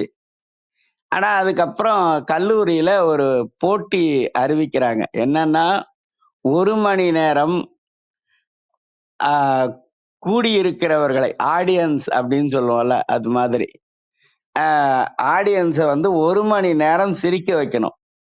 அப்படி சிரிக்க வச்சுட்டா ரூ. 5000 பரிசு அப்படின்னு ஒரு அறிவிப்பு வந்தது. அப்ப சைமன் சொன்னா, "டேய் நீ போய் கலந்துக்க. கண்டிப்பா நீ ஜெயிப்ப" அப்படின்னா. அப்புறம் எனக்கு அந்த 100 நகைச்சுவை தான் எனக்கு தெரியும். அதுக்கு மேல எதுவும் தெரியாது. ஆனா நான் போயிட்டு அந்த 100 நகைச்சுவை சொல்றதுக்கு ஆரம்பிச்சு, ஒரு 76 சொன்ன உடனே 1 மணி நேரம் கிட்டத்தட்ட ஆயிடுச்சு. சின்ன சின்னதா இருந்தது. ஆனா எல்லாருமே ரொம்ப சிரிச்சாங்க. நல்லா ரசிச்சாங்க. ஒரு 70ஓ, 76ஓ சொன்ன உடனே 1 மணி நேரம் ஆயிடுச்சு. அதுக்கப்புறம் வந்து ஒரு ரூ. 5000 அங்கேயே வந்து அம் கேஷாவே குடுத்துட்டாங்க. செக்கா குடுக்காம, கேஷாவே குடுத்துட்டாங்க. அந்த ரூ. 5000 தான் முதல்ல எங்க வீட்ல கரண்ட் கனெக்ஷனுக்காக எங்க அப்பாக்கு பணம் அப்பல்லாம் மணி ஆர்டர் தான். இப்ப மாரி ஜிபேலாம் கிடையாது. அனுப்புனதுல அப்பதான் கரண்ட் கனெக்ஷன் எடுத்தாங்க. இன்னைக்கும் அந்த இத பார்க்கும்போது, ஆஹா! நம்முடைய பரிசு வாங்கி இந்த கரண்ட் கனெக்ஷன் எடுத்தோன்றது ஞாபகம் வரும். அது மாதிரி நம் பொழுதை ஆக்குதல் அப்படிங்கிறது ஒரு விஷயம் ஒண்ணு இருக்கு. ஆக பேரறிவு அப்ப என்னுடைய அறிவு பேரறிவுன்னு சொல்லல. ஆனா பேரறிவு உடையவர்கள் என்ன பண்ணுவாங்கன்னா, பொழுதை ஆக்குவார்கள் அப்படிங்கிறது தான். இப்ப நேத்திக்கு வந்து ஈஸ்டர். இப்ப இயேசுநாதர் வந்து வாழ்ந்த காலம் இன்னைக்கும் நமக்கு வந்து பயனுள்ளதா இருக்குது. "அன்பென்ற மழையிலே அகிலங்கள் நனையவே ஒளி ரூபன் தோன்றினானே" அப்படின்னு சொல்லும்போது, "என் சமாதானத்தை உங்களுக்கு நான் விட்டுச் செல்கிறேன்" அப்படின்னு வரலையா? அப்ப அது வந்து அவரு அந்த பொழுதை ஆக்கிவிட்டு போனார். அது இன்னைக்கும் நமக்கு வந்து பயன்படுது. அதுல இந்த பைபிள்ல ஒரு நல்ல வசனம் இருக்குங்க. அத எப்போதுமே நம்ப நினைக்கணும், எல்லாருக்கும் சொல்லணும். "கண்ணீரோடு விதைப்பவன் கம்பீரத்தோடு அறுப்பான்" அப்படின்னு ஒரு வசனம் இருக்கும். அது வந்து அது என்னன்னு கேட்டீங்கன்னா, நமக்கு எவ்வளோ பெயின் இருக்கோ, அவ்வளோ கெயின் இருக்கும் கண்டிப்பா. நமக்கு எவ்வளோ பெயின் இருக்கோ, அவ்வளோ கெயின் இருக்கும். இதுல பேரறிவாளனா இருக்கிற பேரறிவு உடையவர்கள் என்ன பண்ணுவாங்கன்னா, பெயின் அப்படிங்கிறத பத்தி கவலைப்பட மாட்டாங்க. அதே நேரத்துல அந்த கெயின் வருது பாருங்க, அதையும் அவர்களுடையது என்று சொல்ல மாட்டார்கள். அப்ப அந்த கெயின் யாருக்கு அப்படின்னா, இந்த உலகத்திற்கு பொதுவானது என்று ஆக்குவார்கள். அதுதான். இப்ப ஆண்டாள் நாச்சியார் வந்து முதல்ல திருப்பாவை 30 பாட்டு எழுதினாங்க. குடுத்தாங்க. அந்த 30 பாட்டுல முதல் பாட்டுலயே சொல்லுவாங்க, "மதி நிறைந்த நன்னாள்" அப்படின்னு சொல்லுவாங்க. நம்முடைய வாழ்நாள் ஒவ்வொன்றுமே நன்னாள் அப்படின்னா, நன்மையை தரக்கூடிய நாள் அப்படின்னு அர்த்தம். நன்மை கூட்டல் நாள், நன்னாள் அப்படிங்கிறது. அப்ப நன்னாள் அப்படின்னா நன்மையை தரும். அப்ப எதை தராது அப்படின்னு, நன்மையை தரும் அப்படின்னா எதை தராது அப்படின்னா, தீமையை தராது அப்படிங்கிறது. அப்ப தீமை இல்லாத ஒரு நன்மை வரணும், வேணும் அப்படின்னு எல்லாருமே நம்ம வந்து விரும்புவோம். அப்ப அவங்க சொல்லுவாங்க, "மார்கழி திங்கள் மதி நிறைந்த நன்னாள்" அப்படின்னு சொல்லுவாங்க. இதுல ஒரு விஷயம் என்ன அப்படின்னு சொன்னா, தீமையே இல்லாத ஒரு நன்மை அப்படிங்கிறது என்ன அப்படின்னு கேட்டீங்கன்னா, அதுக்கு தான் திருக்குறள்ல 23வது அதிகாரமாக இருக்கக்கூடியது ஈகை அப்படிங்கிறது. இந்த ஈகைங்கிற சொல்ல யோசிச்சு பாருங்களேன். இந்த ஈகை அப்படிங்கிறதுல 2 எழுத்து இருக்கு. அந்த 2 எழுத்த பிரிங்க. ஒண்ணு ஈ, 2வது கை. ஈ அப்படிங்கிறது கேட்கிறவங்கள குறிக்கும். எனக்கு குடு அப்படின்னு. அந்த கை அப்படிங்கிறது குடுக்கிறவங்கள குறிக்கும். இந்த கை அப்படிங்கிறது ஈவதற்கே, கொடுப்பதற்கே அப்படிங்கிறது. அதனாலதான் ஆத்திச்சூடியில இந்த ஆத்திச்சூடி இருக்கு பாருங்க, அறம் செய்ய விரும்பு அப்படின்னு தொடங்கி மொத்த ஆத்திச்சூடி எத்தனை அப்படின்னு ஒரு கேள்வி யாராவது கேட்டாங்கன்னா அவங்க மறக்காதபடிக்கு பதில் சொல்லணும். ஆத்திச்சூடி மொத்தம் எத்தனை அப்படின்னா, இப்ப நமக்கு அவசர சிகிச்சைக்கு ஆம்புலன்ஸ் நம்பர் என்ன? 108. அதோட ஒண்ணே ஒண்ணு சேர்த்துக்கோங்க, 109. ஔவையாரோட ஆத்திச்சூடி 109. இப்ப ஔவையார் என்னைக்கோ சொன்னாங்கங்க, என்னன்னு, அறம் செய்ய விரும்பு அப்படின்னு. இந்த அறம் செய்ய விரும்பு அதுக்கப்புறம் ஆறுவது சினம் அப்படின்னு ஒரு வரி இருக்கும். இதை எனக்கு 2ஆம் கிளாஸ்ல சொல்லி கொடுத்தாங்க, ஆறுவது சினம் அப்படின்னு. நான் என்ன பண்ணேன், ஆறுவது சோறு அப்படின்னு சொல்லிட்டேன். இந்த அப்ப நாங்க எல்லாம் சின்ன பசங்க தானே, பசங்களாம் வேற சிரிச்சுட்டாங்க. உடனே சொல்லி கொடுத்த சார் சாமுவேல் அப்படின்னு பேரு. அவர் ஏன்டா சிரிச்சீங்கன்னாரு. ஒரு பையன் ஆறுவது சோறுன்னு இவன் சொல்றான் அப்படின்னு என் பேரை சொல்லி விட்டானா, அவர் செம கிள்ளுனாரு கையில. இன்னைக்கு கூட அதை நினைக்கும் போது வலிக்கும், ஆனா அது இனிமையாவும் இருக்கும். ஆறுவது சினம் அப்படின்னு சொல்லுவாங்க. இந்த கோபம் அப்படிங்கிறது உண்மையிலேயே தற்காலிகமா தாங்க இருக்கணும், நிரந்தரமா இருக்கக்கூடாது. கோபம் நிரந்தரமா இருந்ததுன்னா அது என்ன ஆகும் அப்படின்னா, பழிவாங்கும் உணர்வை உருவாக்கும். அந்த பழிவாங்கும் உணர்வு என்ன ஆகும்னா பகைமையை உருவாக்கும். ஆக இந்த பழியும் பகைமையும் இல்லாத ஒரு வாழ்வு இருக்கு பாருங்க, அதுதான் பேரறிவு உடைய வாழ்க்கை அப்படிங்கிறது. இதுக்கு லிட்ரரி எவிடன்ஸ், இலக்கிய பூர்வமான ஆர்வம் எவிடன்ஸ், ஆதாரம் வேணும் அப்படின்னு சொன்னா, ராமனுக்கு முடிசூட்டுறதா முடிவு பண்ணிடுறாங்க. ஆனா முடிசூட்ட முடியாதுங்கிறது இயற்கைக்கு தெரியும். ஆனா அதற்கான அலங்காரம், ஆரவாரம், அறிவிப்பு எல்லாமே நடக்குது. அந்த இப்ப இன்னைக்கு கூட பதவி ஏத்துக்கிறவங்களுக்கு ரகசிய காப்பு பிரமாணம் பண்றாங்கல்ல, அது மாதிரி அந்த காலத்துல ஒவ்வொரு அரண்மனையிலையும் குரு இருப்பாரு. அவங்களுக்கு குலகுரு அப்படின்னு பேரு. அது மாதிரி தசரதனோட சபையில குலகுருவாக இருப்பவர் வசிஷ்டர். அந்த வசிஷ்டர் ராமனை கூப்பிட்டு எப்படியெல்லாம் ஆட்சி செய்யணும் அப்படின்னு சொல்லும் போது என்ன சொல்றாருன்னா, யாரோடும் பகை கொள்ளற்க, யாருகிட்டையும் நீ பகை வச்சுக்காத. சரி, பகை இல்லாம இருந்தா என்ன நன்மை? யாரோடும் பகை கொள்ளலன் என்ற பின் போர் ஒடுங்கும். போர் இருக்கக்கூடாதுங்க. அதாவது நீங்க ஒரு விஷயத்தை யோசிச்சு பாத்தீங்கன்னா, இந்த உலகத்துல நோயால் இறந்தவர்களை விட போரால் இறந்தவர்கள் தான் அதிகம்.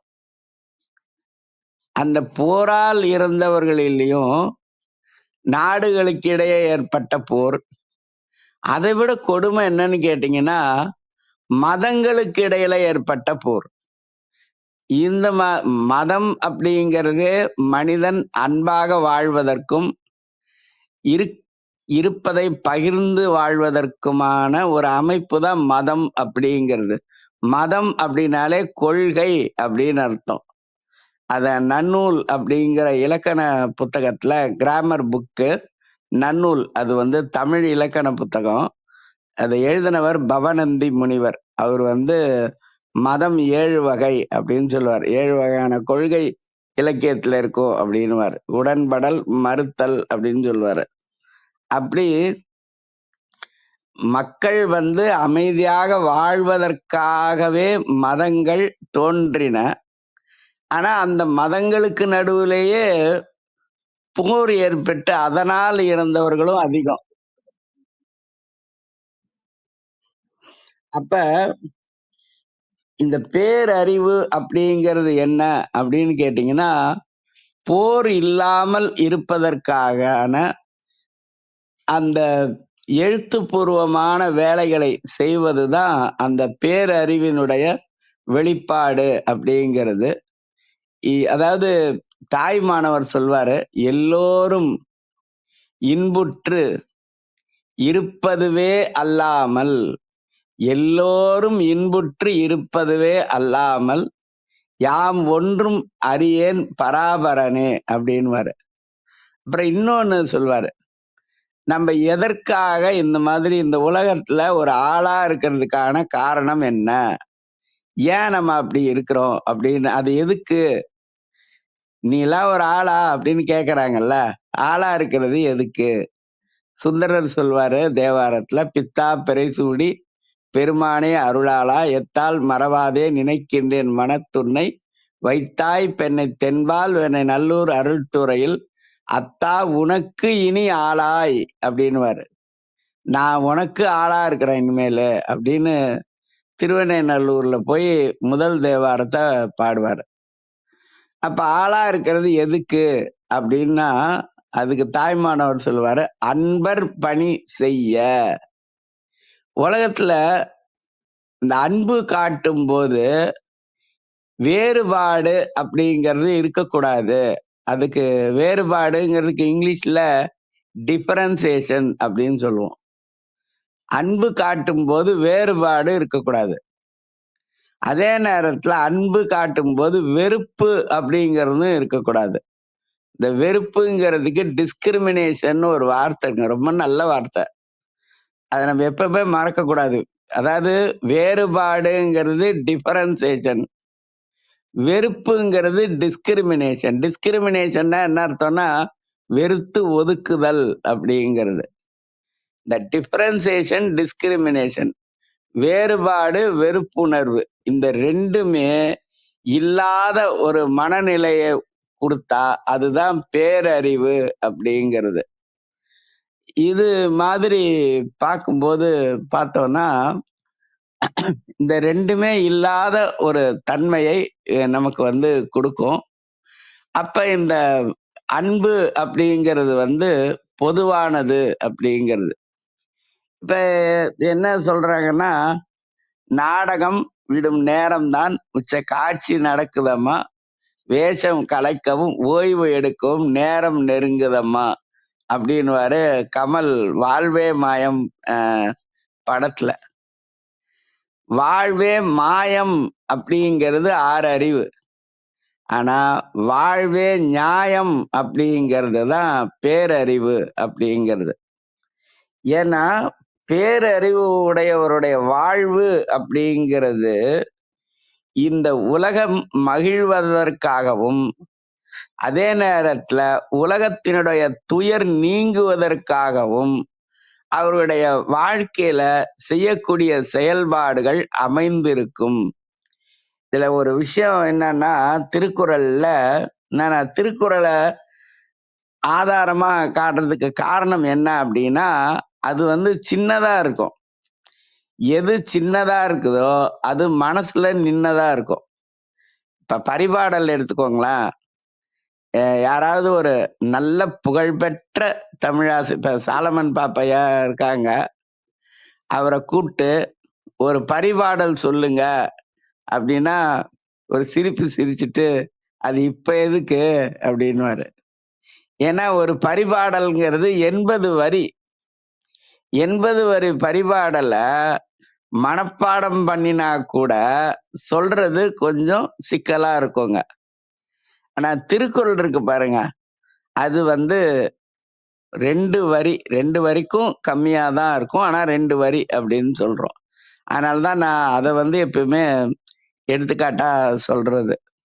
எல்லா எழுத்தாளர்களும், எல்லா பேச்சாளர்களும், எல்லா கட்டுரையாளர்களும், பொதுவாகவே எல்லா படைப்பாளர்களுமே திருக்குறளை தான் எடுத்து பயன்படுத்துவாங்க. ஏன்னா அது எளிமையானது. அது மாதிரி பாரதியார் சொல்லுவார்ல, சிவசக்தி கிட்ட ஒண்ணு கேட்பாரு. சிவசக்திங்கிறது தெய்வம். சிவசக்தினா யாருன்னு கேட்டுறாதீங்க. சிவசக்தி கிட்ட கேட்பாரு. என்ன கேட்பாருன்னா, வல்லமை தாராயோ, வல்லமை அப்படிங்கிறது இருக்கு பாருங்க, அதுதாங்க பேரறிவு அப்படிங்கிறது. வல்லமை தாராயோ எதுக்கு? இந்த மாநிலம்னா உலகம். இந்த மாநிலம் பயனுற வாழ்வதற்கே. இந்த உலகம் பயனடையும்படியாக நான் வாழ வேண்டும். அப்படி வாழ்வதற்குரிய வல்லமையை எனக்கு கொடுப்பாயாக அப்படின்னு கேட்டார். வல்லமை தாராயோ இந்த மாநிலம் பயனுற வாழ்வதற்கே அப்படின்னு கேட்டார். அப்படிப்பட்ட அந்த வல்லமைன்னு ஒண்ணு இருக்கு பாருங்க, அததான் நம்ம பேரறிவு அப்படின்னு சொல்றோம். இந்த பேரறிவு அப்படிங்கிறதுல அதே மாதிரி இந்த பேரறிவு அப்படிங்கிறதுக்கு வேறாக இருப்பது, வேறுனா ரூட். இந்த பேரறிவு அப்படிங்கிறதுக்கு வேறாக இருப்பது எது அப்படின்னா அது பேரன்பு. நீங்க திருக்குறள்ல 3வது அதிகாரம் நீத்தார் பெருமை. நான் எப்பவுமே அடிக்கடி சொல்வேன், இந்த அதிகாரம் அந்த திருக்குறள்ல இருக்கக்கூடிய பகுதிகள் எல்லாம் நம்ம அப்படியே மனசுக்குள்ளவே இருந்ததுன்னா ரொம்ப சிறப்பா இருக்கும். இப்ப எங்க போனாலுமே நமக்கு ஒரு இலக்கியம் தெரியும் அப்படின்னா அதை நம்ம நினைச்சு பார்க்கலாம். ரீகால் அப்படிங்கிறது ஒரு விஷயம். என்னன்னு கேட்டீங்கன்னா, திருக்குறள்ல முதல் அதிகாரம் கடவுள் வாழ்த்து. கல்லூரியா இருந்தா முதல் அதிகாரம் எது அப்படின்னு கேட்போம். சில பேர் பதில் சொல்லுவாங்க, சில பேர் மாத்தி சொல்லுவாங்க. அப்படி இதுவா இருக்கும். அதனால இங்க அது மாதிரி இன்ட்ராக்ஷன் அப்படின்னு சொல்லுவோம், கலந்து உரையாடுதல் அப்படிங்கிறது. முதல் அதிகாரம் கடவுள் வாழ்த்து, 2வது அதிகாரம் வான் சிறப்பு, 3வது அதிகாரம் நீத்தார் பெருமை. இந்த நீத்தார் அப்படின்னா என்ன அர்த்தம்னா, இந்த உலகத்துல எதுவும் என்னுடையது இல்லை அப்படின்னு எல்லாவற்றையும் விட்டு விடுகிறவர்கள். எல்லாம் அவங்க கிட்ட இருக்கும், ஆனா எதுவும் அவர்களுடையது இல்லை அப்படின்னு நினைப்பாங்கல்ல. யாம் பெற்ற இன்பம் பெருக இவ்வையகம் அப்படின்னு திருமூலர் திருமந்திரத்துல சொல்லுவாரு. யாம் பெற்ற இன்பம் பெருக இவ்வையகம், எனக்கு என்ன இன்பமோ அதை இந்த உலகம் பெற வேண்டும் அப்படின்னு சொல்லுவாங்க. அதே மாதிரி ஆண்டாள் நாச்சியாரும் வையத்து வாழ்வீர்கள் அப்படின்னு உலகத்துல இருக்கிற எல்லாரையுமே சேர்த்து கூப்பிடுவாங்க. அது மாதிரி வையத்து வாழ்வாங்கு வாழ்பவன் அப்படின்னு திருவள்ளுவர் சொன்ன மாதிரி அந்த பேரறிவாளர்களுடைய நினைவு எல்லாமே உலகம் தழுவியதா இருக்குங்க. அப்ப அந்த 3வது அதிகாரம் நீத்தார் பெருமை. அந்த நீத்தார் பெருமையில 6வது திருக்குறளா ஒண்ணு இருக்கும். ஒரு திருக்குறளையும் படிக்கும்போது சிந்திக்கும் போது உண்மையிலேயே முதல்ல அதிசயம் வருங்க. அதிசயம்ங்கிறதுக்கு ஆங்கிலத்துல மிராக்கல் அப்படின்னு சொல்லுவோம். அந்த திருக்குறளை சிந்திக்கும் போது முதல்ல அதிசயமா இருக்கும். அபிராமி அந்தாதியோட 17வது பாட்டுல கூட எவ்வளவு பேருக்கு அந்த நூல் தெரியும் தெரியாது. அபிராமி அந்தாதியோட 17வது பாட்டுல அதிசயமான வடிவுடையாள் அப்படின்னுவாரு. திருக்குறளை சிந்திக்கும் போது அதிசயமா இருக்கும். ஆனா தொடர்ந்து சிந்திச்சோம்னா அதனால வரக்கூடிய பொருளும் அதை பின்பற்றும் போது வரக்கூடிய விளைவும் உண்மையிலேயே அற்புதமா இருக்கும். இந்த அதிசயத்துக்கும் அற்புதத்துக்கும் என்ன வித்தியாசம்? நம்ம எல்லாம் சொல்றோம். இப்ப பிரிட்டோ பேச தொடங்கும் போது அற்புதமான அப்படின்னு சொல்றாரு, அற்புதங்களை நிகழ்த்தினார் அப்படின்னு சொல்றாங்க. அதிசயம்னா என்ன, அற்புதம்னா என்ன அப்படின்னு இதற்கான வேறுபாடு இங்க நம்ம வேறுபாடு பார்க்கலாம். அதாவது சொற்களுக்கு நடுவுல வேறுபாடு பார்க்கலாங்க, ஆட்களுக்கு நடுவுல வேறுபாடு பார்க்க கூடாது. அதனால சொற்களுக்கு நடுவுல வேறுபாடு பார்க்கலாம். அதிசயம்னா என்ன, அற்புதம்னா என்ன. அதிசயம்ங்கிறதுக்கு ஆங்கிலத்துல மிராக்கல் அப்படின்னு சொல்றோம். அற்புதம்ங்கிறதுக்கு ஆங்கிலத்துல மிஸ்ட்ரீஸ் அப்படின்னு சொல்லுவோம். Mysteries of Thiruvasagam, mysteries of Bible அப்படிலாம் சொல்லுவாங்க. அற்புதம் அப்படிங்கிற அர்த்தம். இந்த அற்புதம் அதிசயம் அப்படிங்கிறத எப்படி நம்ம ஒருத்தருக்கு விளக்கி சொல்றது அப்படின்னு சிந்திச்சோம்னா இதற்கான விடை எனக்கு தெரிஞ்சு திருவாசகத்துல இருந்தது. சரி, 7 மணி ஆயிடுச்சு. அதன் அடிப்படையில பார்க்கும்போது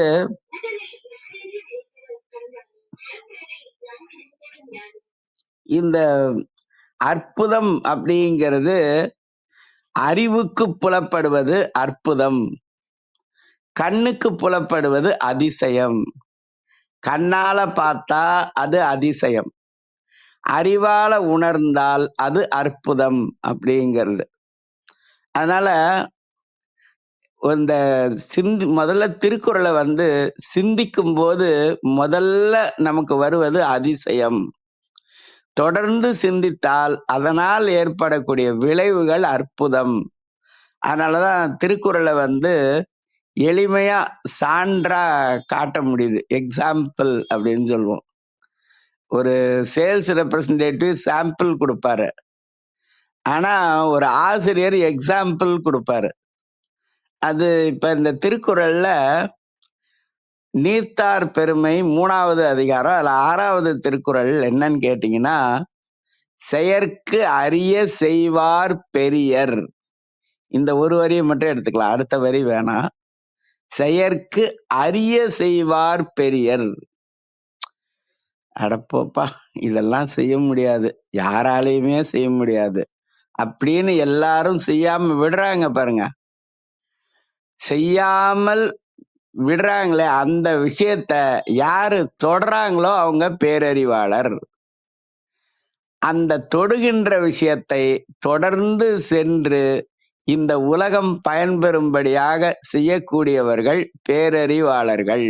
அப்படிப்பட்ட அறிவு இருக்கு பாருங்க, அதுதான் பேரறிவு. அதனால நம்ம இன்னொரு நாள் கூட இதை பத்தி பேசலாம். பேரறிவு அப்படிங்கிறது இந்த உலகம் பயன்பெறும்படியாக நம்முடைய செயல்பாடுகள் அமைந்திருக்குமானால் அதுவே பேரறிவு அப்படிங்கிறது. அதனால பார்த்தோம்னா கம்பராமாயணம் இருக்கு இல்லைங்களா, அது 12,000 பாட்டு கிடைச்சிருக்கு. அந்த பாட்டு எப்படி தொடங்கும்னா, உலகம் யாவையும் அப்படின்னு தான் கம்பராமாயணம் தொடங்கும். பெரிய புராணம் உலகெலாம் அப்படின்னு தான் தொடங்கும். முல்லைப்பாட்டு நனந்தலை உலகம் அப்படின்னு தான் தொடங்கும். பழைய தமிழ் இலக்கியத்தை ஏற்றியவர்கள் இந்த உலகத்தை நோக்கிதான் அவர்கள் நடத்தி இருக்கிறார்கள். இந்த உலகத்தை ஒன்றே உலகம் என்று இந்த உலகத்தை ஒன்றாகவே போற்றி இருக்கிறார்கள். ஆக ஏற்றுவதும் போற்றுவதும் பேரறிவு சார்ந்து இருக்குமானால் அது இந்த உலகம் பயன்பெறும். இந்த உலகம் பயன்பெறக்கூடிய அறிவு எதுவோ அது பேரறிவு. தனி மனிதன் பயன்படக்கூடிய அறிவு எதுவோ அது ஆறறிவு. திருவள்ளுவர் சொல்வாரு, அறிவு அற்றம் காக்கும் கருவி அப்படின்னுவாரு. அற்றம்னா துன்பம்னு அர்த்தம். ஒருவனை துன்பத்தில் இருந்து காக்கக்கூடிய கருவி எது அப்படின்னா அறிவு அப்படிங்கிறது தான். அந்த கருவி தனக்கு மட்டும் பயன்பட்டால் அது ஆறறிவு, இந்த உலகத்துக்கே பயன்பட்டால் அது பேரறிவு அப்படின்னு சொல்லி நம்முடைய சிந்தனை எதுவாக அதாவது நம்ம வீட்டுல சமைக்கிற சோறு வேணா நம்மளுதா இருக்கலாம், ஆனா இந்த சோறுக்கான அரிசியை கொடுத்தது இந்த உலகம் அப்படிங்கிறத மாத்திரம் நம்ம மறக்காம இருக்கணும். அதுதான் திருக்குறளினுடைய 11வது அதிகாரம், செய் நன்றி அறிதல் அப்படிங்கிறது. பேரறிவு அப்படிங்கிறதுல நன்றி மறவாமை, ஆங்கிலத்துல கிராட்டிடியூடு அப்படின்னு சொல்லுவோம். நம்ம நன்றி மறவாமை அப்படிங்கிறதும் பேரறிவினுடைய வெளிப்பாடு அப்படின்னு சொல்லி என்னுடைய நன்றியையும் சரித்திரம் படைப்போம் தளத்துக்கு சொல்லி என்னுடைய உரையை நிறைவு செய்கிறேன். நன்றி, வணக்கம். நன்றிங்கய்யா. மிகவும் சிறப்பான ஒரு அற்புதமான பகிர்தலை அதிகாலை அன்பு பரிசாக வழங்கிய தருணங்களுக்காக சொல்லரங்க சொந்தங்களாகிய அன்பு நண்பர்கள் ஒவ்வொருவருடனும் இணைந்து சரித்திரம் படைப்போம் தளம் தங்களுக்கு மனம் நிறைந்த நன்றிகளையும் வாழ்த்துக்களையும் பாராட்டுகளையும் பகிர்ந்து கொள்வதில் பெரும் மகிழ்வு கொள்கின்றது. அன்பிற்கினிய நண்பர்களே, நாம் அனைவரும் இணைந்திருப்பது சரித்திரம் படைப்போம் தளம். ஒவ்வொரு வாரமும் ஒவ்வொரு தொகுப்பு, ஒவ்வொரு நாளும் ஒவ்வொரு தலைப்பு, வார இறுதியில் சிறப்பு விருந்தினரின் அழைப்பு, ஞாயிறுதோறும் நமக்கான விடுப்பு என்ற அடிப்படையில் நமது தளம் இயங்கி வருகின்றது. அவ்வரிசையில் இந்த வாரம் முழுக்க நாம் பேரறிவு என்ற ஒரு அற்புதமான தொகுப்பின் கீழ் நமது சிந்தனைகளை செழுமைப்படுத்த இருக்கின்றோம். அதில் முதல் நாளாகிய இன்று பேரறிவு என்ற அற்புதமான தலைப்பின் கீழ் அன்பு ஐயா தமிழ் பேராசிரியர் அர்த்தனாரி அவர்கள் அற்புதமான சிறப்புரையை அதிகாலை அன்பு பரிசாக வழங்கினார்கள். இன்றைய நிகழ்வில் கற்பகவள்ளி அவர்களால் கலந்து கொள்ள இயலாத சூழல். இப்பொழுது தொகுப்புரைக்குள் செல்ல இருக்கின்றோம்.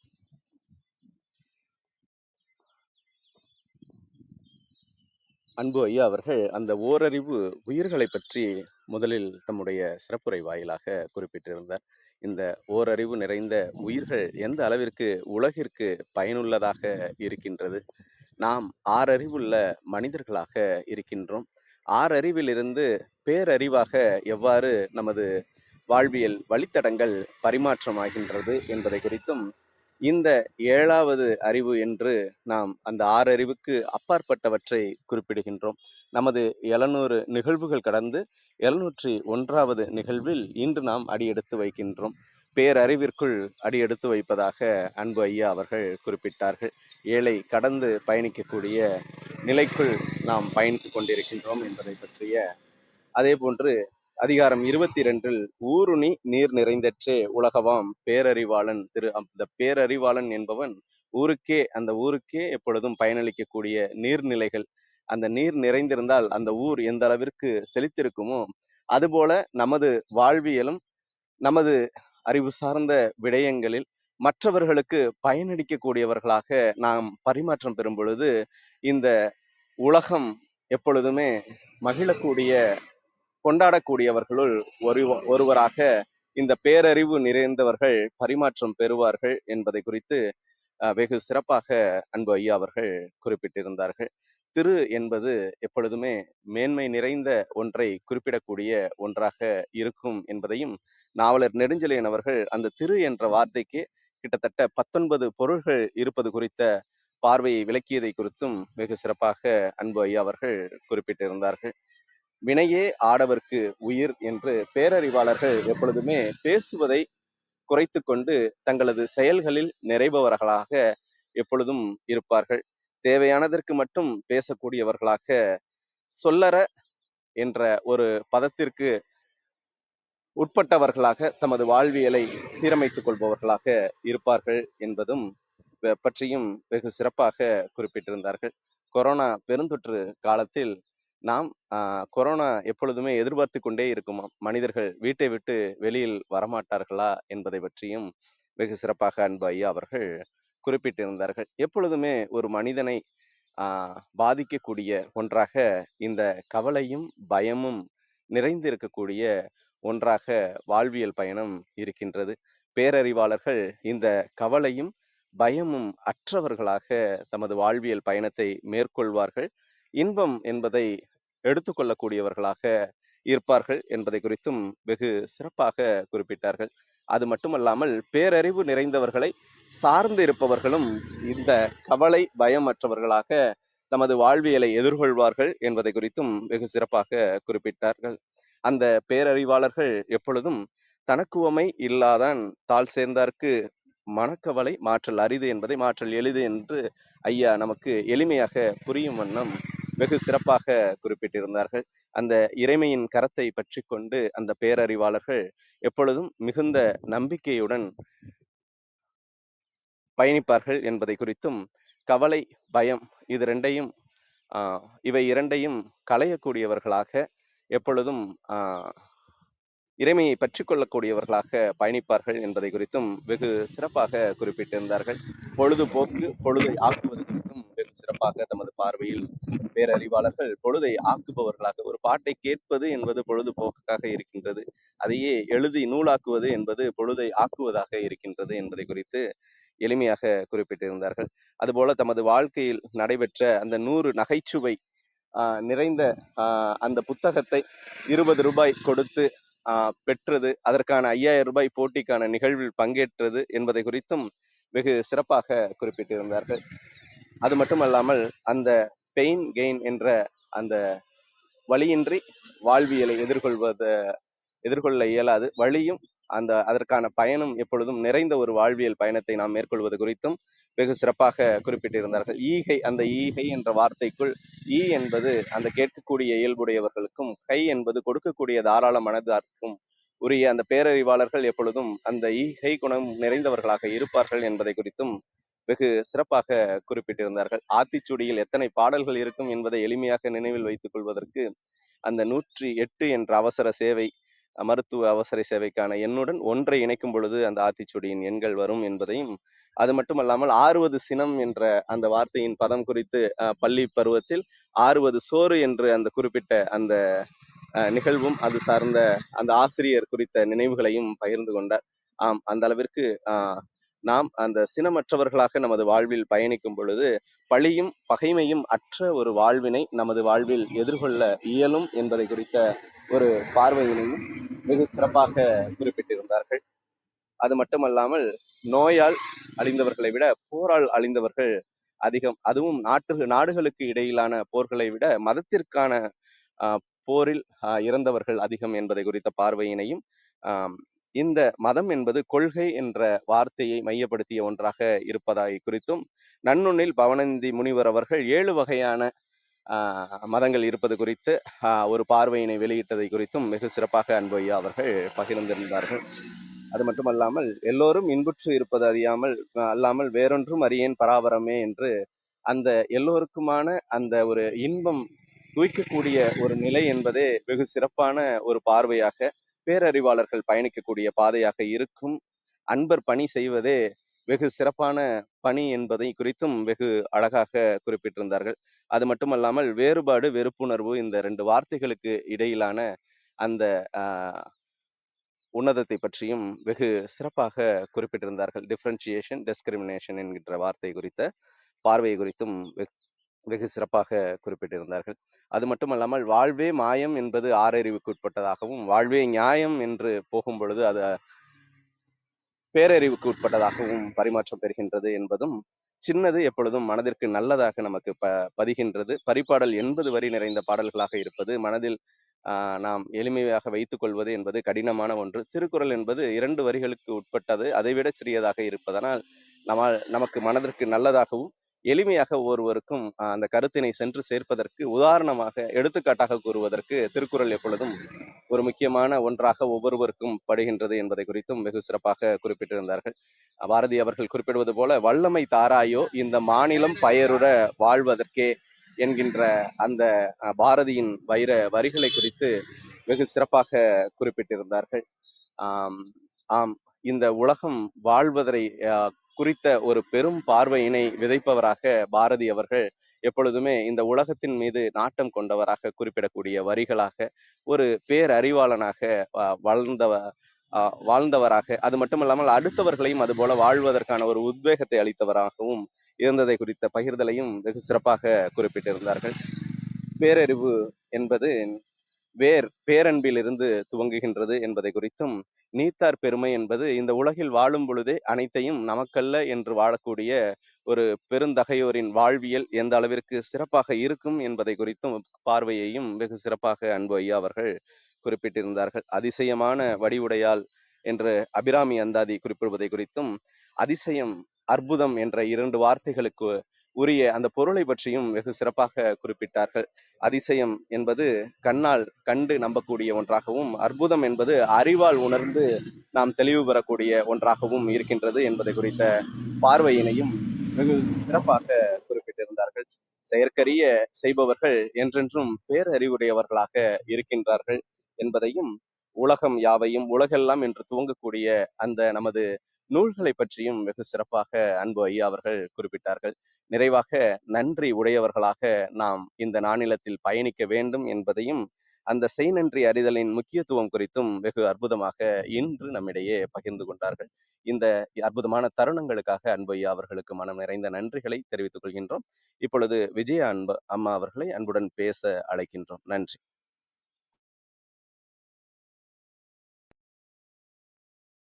நன்றிகள் ஐயா. வாழ்க வையகம், வாழ்க வையகம், வாழ்க வளமுடன். குரு வாழ்க, குருவே துணை. சரித்திரம் படைப்போம் தளத்திற்கு நன்றி.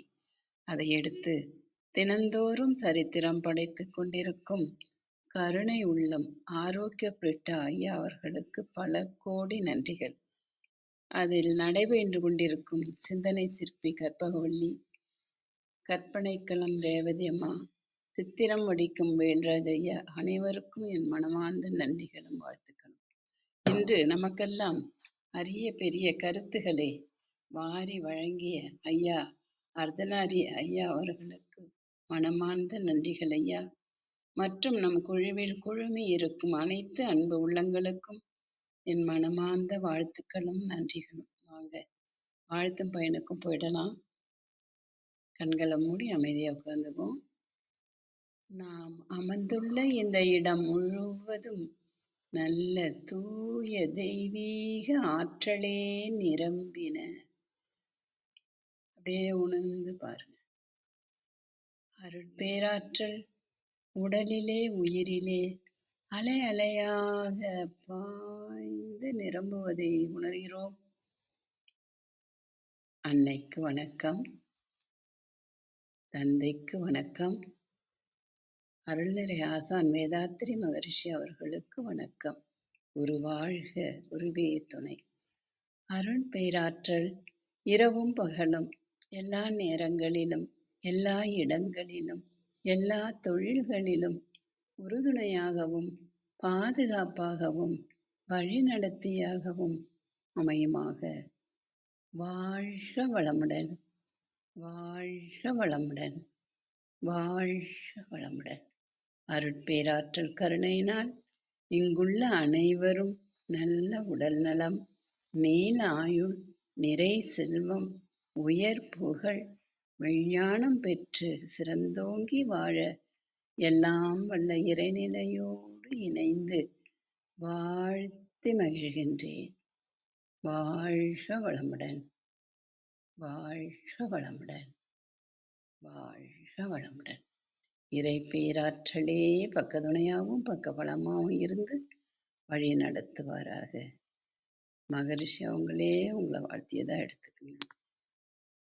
நன்றிகள் ஐயா. ஐயா இன்னைக்கு அர்த்தநாரி ஐயா அவங்க நிறைய திருக்குறளை பத்தி ஒவ்வொரு வரியும் குறிப்பிட்டு அதை புரிதலை கொடுத்த ஒரு சாரம் ரொம்ப அருமையா இருந்தது. இயற்கை சார்ந்த விஷயங்களை நிறைய சொன்னீங்க ஐயா. பேரறிவு பொழுதை போக்குவது, பொழுதை ஆக்குவது, மிக தெளிவான கருத்து எடுத்து சொன்னீங்க. கண்ணீரோடு விதைப்பவன் கம்பீரத்தோடு அறுவடை செய்வான் அப்படிங்கிறது ரொம்ப தெளிவு. அப்புறம் கோபம் இருக்கக்கூடாது. கோபம் இருக்கலாம், தற்காலிகமா இருக்கணும், அது தொடரக்கூடாது அப்படிங்கிற கருத்தை சொன்னீங்க. இப்ப சமுதாயத்துல அப்படி கோபம் அதிகரிச்சு நிறைய இழப்புகளை நம்ம பார்க்குறோம். அந்த கோபத்தை நம்ம குறைக்கணும். இந்த கோபம் வரும்பொழுது கொஞ்சம் அமைதியா இருந்துட்டோம் அப்படின்னா அது நம்மளை விட்டு போயிடும். அதுக்கு இடம் கொடுத்தாதான் நம்ம கூட உட்காந்து நமக்கு நிறைய கெடுதலை செய்யுது அப்படின்னு உணர வச்சிங்க ஐயா. அப்போ மக்கள் நோயால இறந்ததை விட போரால இறந்தது தான் அதிகம் அப்படின்னு சொல்லி உண்மையான கருத்துங்க ஐயா. திருக்குறளை பார்க்க போனா அதிசயமாகும். அதே தொடர்ந்து சிந்திச்சோம்னா ரொம்ப அற்புதமா இருக்கும். அந்த நீங்க உணர்றத ரொம்ப தெளிவா எங்களுக்கு சொன்னீங்க ஐயா. இந்த உலகம் சிறக்க நாம பேரறிவோட வாழ வேணும் அப்படின்னு இந்த கருத்தை எல்லாம் புரிய வச்சதுக்கு ரொம்ப நன்றிகள் ஐயா. நீங்க ஒவ்வொரு கருத்தும் சொல்லும் பொழுது அவ்வளோ அமைதியா பேரானந்தமா இருக்குங்க ஐயா. நீங்க சொல்றத நாங்க அப்படியே உணர்ந்து ஏத்துக்கிறோம். ஒவ்வொருத்தவங்களும் இந்த தளத்துல எல்லாருமே ஏத்து நம்ம வாழ்க்கையில நடைமுறையில கடைபிடிப்போம் அப்படிங்கிறது உறுதிங்க ஐயா. நீங்களும் உங்கள் அன்பு குடும்பமும் நல்ல உடல்நலம், நீலாயுள், நிறை செல்வம், உயர் புகழ், விஞ்ஞானம் பெற்று சிறந்தோங்கி வாழ வேண்டும். வாழ்க வளமுடன், வாழ்க வளமுடன், வாழ்க வளமுடன். நன்றிகள் ஐயா. நன்றிங்கம்மா. அன்பான வாழ்த்துக்களுக்கும் கருத்துக்களுக்கும் மனம் நிறைந்த நன்றி. விந்திய கௌரி அம்மா, உங்களை அன்புடன் பேச அழைக்கின்றோம். நன்றி. அனைவருக்கும் வணக்கம். இன்றைக்கான தலைப்பு பேரறிவு. தலைப்பு அருமை. பேசிய சிறப்புரையாளர் அருமையாக உரையாற்றினார். அர்த்தநாரி ஐயா பேசினாலே நம்மளுக்கு நிறைய அறிவு சார்ந்த கருத்துக்களை நம்ம அறிந்து கொள்ள முடியும். ஒவ்வொரு சொல்லுக்கும் ஐயா விளக்கம் சொல்லுவாங்க. அந்த சொல்லுக்கான ஆங்கில வார்த்தையும் சொல்லுவாங்க. அது எப்படி பயனுடையதாக இருக்குது அப்படின்றத எடுத்துரைப்பாங்க. அந்த சொல்லு எந்தெந்த நூல்களெல்லாம் இருக்குது அப்படின்றத மேற்கோள் காட்டுவாங்க. இன்றைக்கு பேரறிவு அப்படின்ற தலைப்பு திருக்குறளில் ஊருணி நீர் நிறைந்தற்றே உலகவாம் பேரறிவாளன் திரு அப்படின்னு சொன்னோன்னே நான் ஐயா இதெல்லாம் சொல்லுவாருன்னு நினச்சேன். சரியாக சொல்லிட்டாங்க. ஏன்னா தலைப்புக்கான விளக்கம் சொன்னால் தானே நம்மளுக்கெல்லாம் தெளிவாக இருக்கும். அது மட்டும் இல்லை, வள்ளலாரோட பாடலையும் ஐயா எடுத்துரைத்தாங்க. தாய்மானவர் பாடலை எடுத்துரைத்தார். பாரதியார் கவிதைகளை ஐயா சொன்னாங்க. இன்னும் பல நூல் தகவல்களையெல்லாம் சொன்னாங்க. வாழ்வியல் நிகழ்வுகளையும் சொன்னாங்க. ஆடு மேய்க்கிறவன் மாங்கொட்டையை தூக்கி போட்டு போயிட்டான், ஆனால் அது எப்படி மரமாச்சு. அதுபோல் நாம் பயனுடைய வாழ்வு வாழணும்.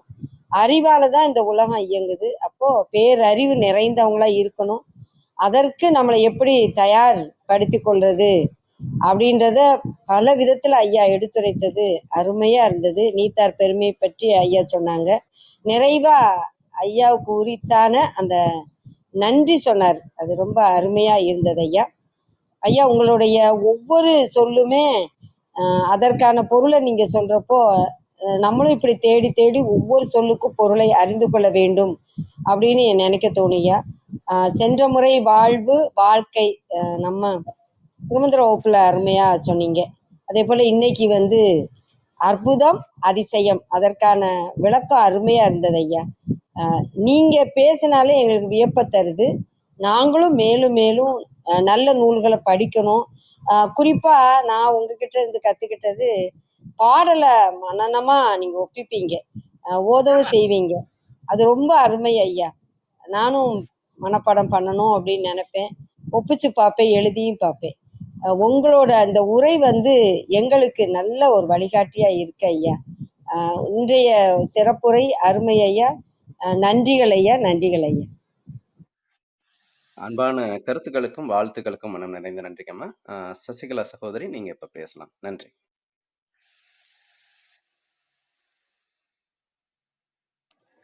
நன்றிங்க சகோதரர்.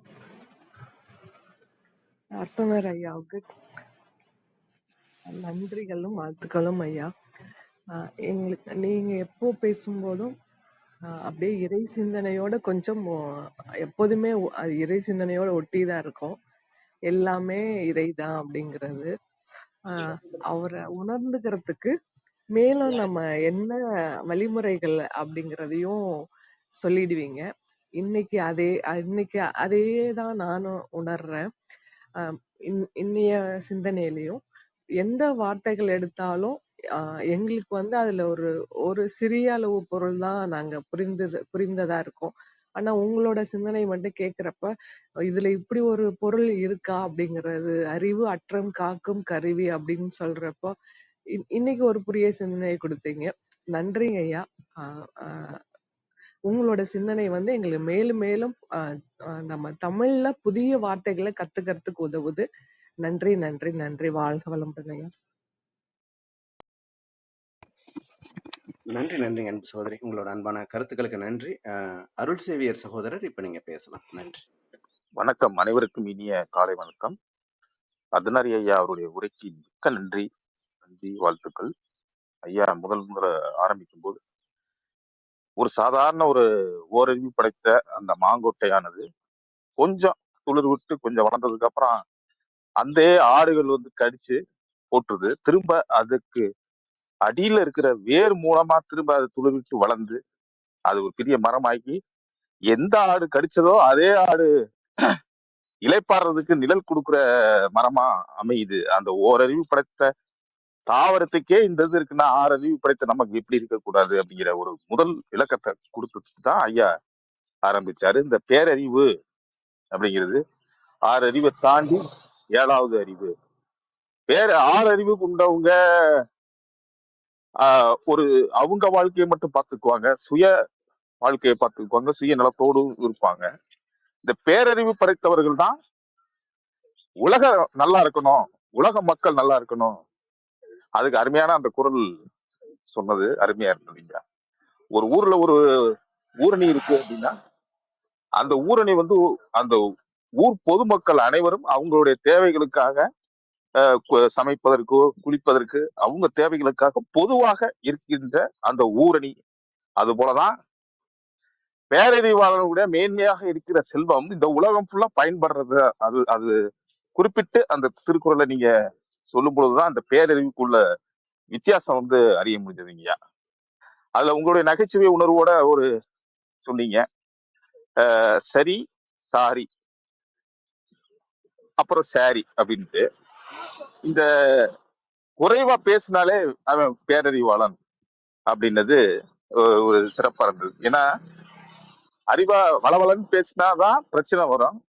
சுருக்கமா தெளிவா தேவைப்படும் போது பேசும் பொழுது அது வந்து பிரச்சனை வராது அப்படின்ட்டு. ஆனா எனக்கு என்ன ஒரே ஒரு இதுன்னா, காதலன் காதலின்னு சொன்னீங்க, இதே இது கணவன் மனைவின்னு சொல்லியிருந்தீங்கன்னா சரியா இருந்திருக்குன்னு நினைக்கிறேன். குறைந்த அளவுல ஓரிரு வார்த்தைகள் விடையிலிங்கிற மாதிரி அந்த மாதிரி சொல்றது சிறப்பா இருந்துச்சு. அதே மாதிரி சாப்பிடும் போது ஒரு சின்ன சின்ன விஷயங்கள் தான். சாப்பிட உட்காந்துட்டா சாப்பாட்டு மேல மட்டும் கவனத்தை வச்சுட்டு அது நல்லா இருக்கோ நல்லா இல்லையோ, நல்லா இருந்தாலும் சரி நல்லா இல்லாட்டியும் சரி பேசாம உட்காந்து சாப்பிட்டுட்டு எந்திரிக்கணும். அதுக்கு நல்லா இல்லைன்னு சொல்லக்கூடாது, நல்லா இருக்குது வேணா சொல்லிக்கலாம். அது நல்லா இருக்குதுங்களா சரி அப்படின்ட்டு சொல்லி அந்த மாதிரி சொல்லிக்கலாம். அது எப்பெல்லாம் நமக்கு பிரச்சனை வரும் தெரியுதோ அந்த இடத்துல நம்ம அமைதியா இருந்துட்டாலே அவன் தான் பேரறிவாளன் அப்படிங்கிற ஒரு இதையும் அருமையா சொன்னீங்க. நிறைய கருத்துக்கள், நிறைய திருக்குறள்ல இருந்து அவ்வளவு பெருமையா சொன்னீங்க. அதிசயம் அப்படின்னா முத திருக்குறளை பார்க்கும்போது ஒரு அதிசயமா இருக்கும். அந்த சிந்தனை வந்து அதிசயமா இருக்கும். அதை திரும்ப உள்வாங்கி அதை நல்ல தெளிவா படிச்சு தெளிவு பெற்று அதன் பிறகும் நமக்கு பெறுகின்ற அந்த அறிவானது அற்புதமா இருக்கும் அப்படின்ட்டு அவ்வளவு விளக்கமா அதிசயத்துக்கும் அற்புதத்துக்கும் உள்ள வித்தியாசம் அருமையாச்சு அவங்க உரை. அதாவது மதம்ங்கிறது பொதுவா மதம் என்றால் கொள்கை அப்படின்னு அர்த்தம். கொள்கைன்னா என்ன, நம்ம மகிழ்ச்சியா இருக்கணும், நம்மளை சுத்தி இருக்கிறவங்க மகிழ்ச்சியா இருக்க வைக்கணும், அப்படிங்கிறதுக்காக தான் மதம் அப்படிங்கிறது வந்தது குறிப்பிட்டு. அதே மாதிரி இந்த உலகம் நல்லா இருக்கணும், அந்த உலகம் செழித்து இருக்கணும், உலகம் மகிழ்ச்சியா இருக்கணும், அதுக்கு எனக்கு வல்லமை தாராயோ, அந்த பவர் வல்லமை அதுதான் பேரறிவு அப்படின்னு சொன்னது. அதாவது பேரறிவு என்பது தன்னையும் தாண்டி இந்த மற்ற உயிர்கள், இந்த உலகத்தில் உள்ள மற்ற உயிர்கள் எல்லாருமே மகிழ்ச்சியா சந்தோஷமா இருக்கு, எல்லாத்துக்கும் பயனுள்ளதாக இருக்கணும்னு நினைக்கிற அந்த நபர் தான் பேரறிவாளன் அப்படிங்கிறது. அந்த அறிவு, அந்த பெறுகின்ற அறிவு தான் பேரறிவு சொல்லி முடிச்சுங்கய்யா. நிறைய தகவல்கள், நிறைய செய்திகள், புது புது அர்த்தங்கள் சிறப்பா இருந்துச்சு. உங்களுடைய சொந்த வாழ்வியல்ல அழகா நீங்க சொன்னீங்க. உடனே அதையும் சொல்லிட்டு நீங்க அதையும் குறிப்பிடுறீங்க. அதுக்காக நான் பொழுதை ஆக்குவன் பேரறிவாளன் அப்படிலாம் கிடையாது அப்படின்ட்டு. ஆனா அந்த 20 ரூபாய் 4 புத்தகம் 20 ரூபாய்க்கு வாங்கி அந்த ஒரு புத்தகம் நகைச்சுவை 100 நகைச்சுவை இல்ல, அந்த நகைச்சுவை சொல்லி நீங்க 5000 ரூபாய் பரிசு பெற்று மின்சாரத்துக்கு நீங்க அதை பயன்படுத்திருக்கீங்க, அப்பாட்ட கொடுத்துருக்கீங்க போது அந்த நேரத்துல அந்த அந்த புத்தகத்தோட மதிப்பு 5 ரூபாய், அது 5000 ரூபாய்க்கு ஆக்கி இருக்குது. அந்த ஆக்குனதைத்தான் நீங்க அதை படிச்சு அதை நீங்க அதை ஒரு இடத்துல பயன்பெற்றதுனால நீங்களும் ஒரு பேரறிவாளன் தான். ஆனா நீங்க அதுக்குன்னு நான் பேரறிவாளன் இல்லை அப்படின்னு நீங்களாம் உங்களை சொல்லிக்கிட்டது கரெக்டா அந்த பொருத்தமா இருந்துச்சுங்க. நன்றி, சிறப்புங்கய்யா. உங்களுடைய உரை காலை பொழுதுல இனிமையா இருந்துச்சு, காதுக்கு இனிமையா இருந்துச்சு, நல்ல உற்சாகமா இருந்துச்சு. இதுல இருந்து என்ன தெரியுது அப்படின்னா, நம்ம உலகத்துக்கு பயன்படுற உலகத்துக்கு உலகத்தை உலகத்தில் இருக்க அனைவரையும் அன்பு செய்கின்ற ஒரு மனப்பான்மையை நம்ம வளர்த்துக்கணும். நம்ம ஆறறிவோடும் இல்லாம பேரறிவோடும் நம்ம வாழணும்ங்கிற ஒரு உத்வேகத்தையும் உங்க உரை கொடுத்ததுக்கு மிக்க மகிழ்ச்சிங்க. நன்றி. நன்றிங்க அன்பு சகோதரர். ராமச்சந்திரன் ஐயா, இப்ப நீங்க பேசலாம். நன்றி ஐயா. வணக்கம். சரித்திரம் படைப்பும் தளத்தின் அன்பு உறவுகள் அனைவருக்கும் இனிய காலை வணக்கம். அன்பு பேராசிரியர் ஐயா, சரித்திரம் படைப்பும் தளத்திற்கு கிடைத்த ஒரு அதிசயம், அற்புதம். ஐயா, உண்மையிலேயே திருவாசகத்துல நம்ம இளையராஜா ஒரு பாடல் பாடியிருப்பாரு. அது முதல் வரிகள்ல இப்படிதான் வராது: அற்புதம் அற்புதம் அற்புதமே,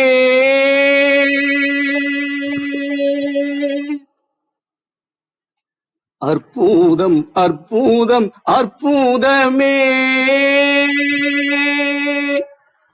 அர்த்தநாரி ஐயா, நமது சரித்திரம் படிப்போம் தளத்திற்கு கிடைத்த அதிசயம், அற்புதம். அதற்கு சரித்திரம் படைப்போம் தளத்தின் நிர்வாகத்தின் அனைவருக்கும் நன்றியும் வணக்கங்களையும் தெரிவித்துக் கொள்கிறேன். ஐயா அவர்கள் ஆரம்பிக்கும் போது பயனற்றது என தூக்கி எறிந்த மாங்கொட்டை பல தடைகளை தாண்டி உயிர்த்தெழுந்து பல நிலைகளில் பலருக்கும் பயன் தரக்கூடிய வகையிலே அது உயர்ந்து நிற்கின்றது என்று ஆரம்பித்து தொடர்ந்து முடிவில் இந்த சமூகத்தில் நடைபெறுகின்ற ஏற்றத்தாழ்வுகள், அதே போன்று மனிதர்களுக்கு இந்த போரினால் ஏற்படக்கூடிய அந்த விளைவுகள் பற்றியெல்லாம் சமூகத்திற்கு பயன்படக்கூடிய பல விஷயங்கள் ஐயா ரொம்ப அற்புதமான, அவருக்கே உரிய நகைச்சுவை உணர்வோடு ஐயா எடுத்துரைத்தார்கள். அதே போன்று பேரறிவாளர்களாக திகழ்ந்தவர்கள் பிளாட்டோவில் ஆரம்பித்து நமது வள்ளல் பெருமானார் வரை எப்படிப்பட்ட நிலைகளெல்லாம் இந்த சமூகத்திற்கு பயனளித்தார்கள் என்று ஐயா அவர்கள் அற்புதமாக கூறினார்கள். அதே போன்று இந்த சமூகத்தில் இந்த மதத்தினால் இந்த போர் மூலம் எவ்வளவு மனிதர்கள் இறந்து போகிறார்கள் என்பதை பற்றி ஐயா கூறிய உரைகளில் நம்மால் அறிய முடிகிறது. இதைத்தான் வள்ளல் பெருமானார் மதமான பேய் பிடியாதிருக்க வேண்டும் என்று ஐயா சொல்லிவிட்டு சென்றார். இந்த மதம் பிடித்து அலைவதினால் பல உயிர்களை நாம் இன்றளவும் பலி கொள்கின்ற சூழ்நிலையை நாம் பார்க்கின்றோம். அப்படிப்பட்ட நிலைகளில் இருந்து மாறி எல்லோரும் இன்புற்றிருக்க நாம் இறைவனை பிரார்த்திப்போம். ஐயா அவர்களுடைய உரையிலே அன்பென்ற மழையிலே அகிலங்கள் நனையவே அதிரூபன் தோன்றினானே, வைக்கோலின் மேல் ஒரு வைரமாய் வைரமாய் வந்தவன் மின்னினானே,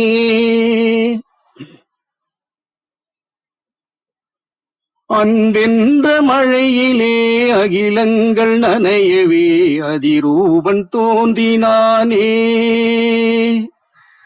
வைக்கோலின் மீதொரு வைரமாய் வைரமாய் வந்தவன் மின்னினானே. இப்படி அன்பினால் இந்த உலகத்தை மாற்றி போட்ட இயேசுபிரானில் ஆரம்பித்து அதே போன்று பாரதியாருடைய நல்லதோ வீணை செய்தே அதை நலம் கெட பொருதியில் எறிவதுண்டோ சொல்லடி சிவசக்தி என்னை சுடர்மிகும் அறிவுடன் படைத்து விட்டாய் நல்லதோ வீணை செய்தே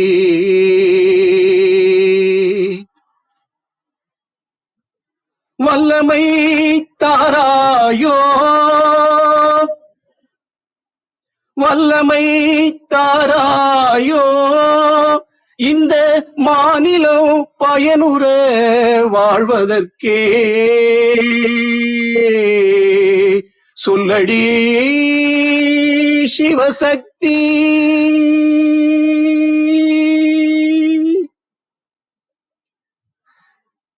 இப்படி இன்றைய காலை பொழுதை அற்புதமான பல பாடல்களாலும் கருத்துக்களாலும் நம்மை எல்லாம் ஈர்த்த ஐயா அவர்களுக்கு நன்றியும் வணக்கங்களையும் வாழ்த்துக்களையும் தெரிவித்துக் கொள்கிறேன். தொடர்ந்து ஐயாவின் சேவை தொடர வேண்டுமாய் வேண்டி நன்றி கூறி விடைபெறுகிறேன். நன்றி. வாழ்க வையகம், வாழ்க வளம். நன்றி, நன்றிங்க. அற்புதமான பாடலோடு அவையை அலங்கரிப்பீர்கள். வெகு சிறப்பு. வேறு யாரேனும் கருத்துக்கள் பகிர விரும்பினால் இப்பொழுது பகிர்ந்து கொள்ளலாம். ஏற்புரைக்கான நேரம் இது. அன்பு ஐயா அர்த்தநாரி அவர்கள் ஏற்புரை வழங்க அன்புடன் அழைக்கின்றோம். நன்றி. ஏற்புரை அப்படிங்கிறது ஒன்றும் இல்லை. அதாவது என்னன்னா, நம்முடைய நமக்கான நாட்கள் கல்வி கரையில, கல்விக்கு வரையறையே கிடையாது. கல்வி கரையில கற்பவர் நாள் சில, நமக்கு ஒரு வரையறையோடு கூடிய வாழ்நாள் இருக்கு. மெல்ல நினைக்கின் பிணி பல. அதுல படிக்கலாம் அப்படின்னு நினைக்கும் போது ஏதாவது சில தொந்தரவுகள், படிக்க முடியாதபடி இருக்கும். இதுக்கும் நடுவுல எப்பெல்லாம் நமக்கு படிக்கிறதுக்கான வாய்ப்பு இருக்கிறதோ அப்பெல்லாம் நழுவ விடாமல், வாய்ப்பை நழுவ விடக்கூடாது, நூல்களை தழுவிக்கொள்ள வேண்டும் அப்படிங்கிறதா ரொம்ப முக்கியமான விஷயம். வாய்ப்பை நழுவ விட்டுறக்கூடாது, நூல்களை தழுவிக்கொள்ள வேண்டும். நூல் அப்படின்னாலே நுட்பமானது அப்படின்னு அர்த்தம். மானத்தை காக்கக்கூடிய ஆடையிலையும் நூல் இருக்கும். அதே நேரத்துல அறிவை வழங்கக்கூடிய அதுலயும் நூல் இருக்கும். அப்படிங்கிறது, நூல் அப்படிங்கிறது எப்போதும் எங்கேயும் எல்லோருக்கும் இன்றியமையாதது. அதனால ஆள்களோடு பழகுவதும் சிறப்பு, நூல்களோடு பழகுவதும் பெரும் சிறப்பு. நவில்தோறும் நூல் நயம் போலும் பயில்தோறும் பண்புடையாளர் தொடர்பு அப்படின்வாங்க. நல்ல நூல்களும் நல்ல ஆட்களும் நமக்கு ஆறறிவை கடந்து பேரறிவை தரும் அப்படிங்கிறது தான். நன்றி, வணக்கம். நன்றி, நன்றிங்க. மிகவும் சிறப்பான இனியதொரு தருணமாக இன்றைய பொழுது அமைந்திருந்தது. அதே மாதிரி பிரிட்டோ ஒரு நிமிஷம், இன்று இணைந்து தங்களுடைய அதாவது அப்ரிசியேஷன், நான் எப்பயும் அப்ரிசியேஷனை விட்டமின் ஏ அப்படின்னு சொல்லுவேன். அதை பாராட்டுக்களையும் அந்த தொகுத்து கொடுத்ததும் நன்றி. பிரிட்டோவுக்கு இன்னைக்கு அலுவலகம் இருந்தா கூட அதுக்கு நடுவுலயே இந்த வேலையையும் இந்த பணியையும் பார்ப்பது அப்படிங்கிறது சிறப்பான விஷயம். நன்றி எல்லோருக்கும். நன்றி, நன்றிங்க. மிகவும் சிறப்பான பகிர்தல். இன்றைய பொழுது ஒரு ஆத்மார்த்தமான அதிகாலை பொழுதாக, நிச்சயமாக பேரறிவின் துவக்கமாக இந்த 701வது நிகழ்வு அமைய பெற்றது. இனிய துவக்கமான 800வது நிகழ்விற்கான ஒரு அடித்தளமாகவும் அமைந்திருந்தது. சிவமிகு உரையினால் இன்றைய அவையினை வெகு நேர்த்தியாக அலங்கரித்தீர்கள். அன்பு அம்மா விஜயா அம்மா, விந்தியகௌரி அம்மா, அருள் சேவியர் சகோதரர் ராமச்சந்திரன் ஐயா என்று தங்களுடைய தத்தம் கருத்துக்களால் அவையை நிறைத்த தருணங்களுக்காக மனம் நிறைந்த நன்றி. மேலும் கவனிப்பாளர்களாக தொடர்ந்த அன்பு சகோதரர் கலாபம் சங்கர் அவர்கள், இரா வேல்ராஜ் அவர்கள், பவளமணி அவர்கள், பவுலின் அவர்கள், சித்ரா பாபு சகோதரி அவர்கள், மணி அவர்கள், அன்பு அவர்கள், மேடி அவர்கள், எட்வர்ட் அவர்கள், பூங்கோதை அவர்கள் ஆகியோருக்கும் மனம் நிறைந்த நன்றிகளை தெரிவித்துக் கொள்கின்றோம். மேலும் தம் கருத்துக்களால் அன்பு அவர்கள் வாழ்த்துக்களை பகிர்ந்துள்ளார். Congrats Arthanari sir, so many useful insights என்று தமது கருத்துக்களை பகிர்ந்துள்ளார்கள். அன்பு அம்மா பவளமணி அவர்கள் நன்றிகள் ஐயா, அருமையான உரை, வாழ்த்துக்கள் என்று தம்முடைய கருத்துக்களை பகிர்ந்துள்ளார். ராமச்சந்திரன் ஐயா பேராசிரியர், நமது தளத்திற்கான அற்புதம் என்று குறிப்பிட்டுள்ளார்கள். தங்களது கருத்துக்களால் நிறைத்த ஒவ்வொருவருக்கும் மனம் நிறைந்த நன்றியினை தெரிவித்துக் கொள்கின்றோம். மேலும் இந்த தளத்தில் இதுவரை பயணித்த ஒவ்வொருவருக்காகவும் மறு ஒளிபரப்பு வாயிலாக நிகழ்வினை கேட்க உள்ள ஒவ்வொருவருக்காகவும் மனம் நிறைந்த நன்றிகளை இந்த நேரத்தில் பகிர்ந்து கொண்டு நமது தளத்தினை இப்பொழுது நிறைவு செய்கின்றோம். அனைவருக்கும் நன்றி, அனைத்திற்கும் நன்றி, ஆண்டவனுக்கும் நன்றி. 5, 4, 3, 2, 1 நன்று.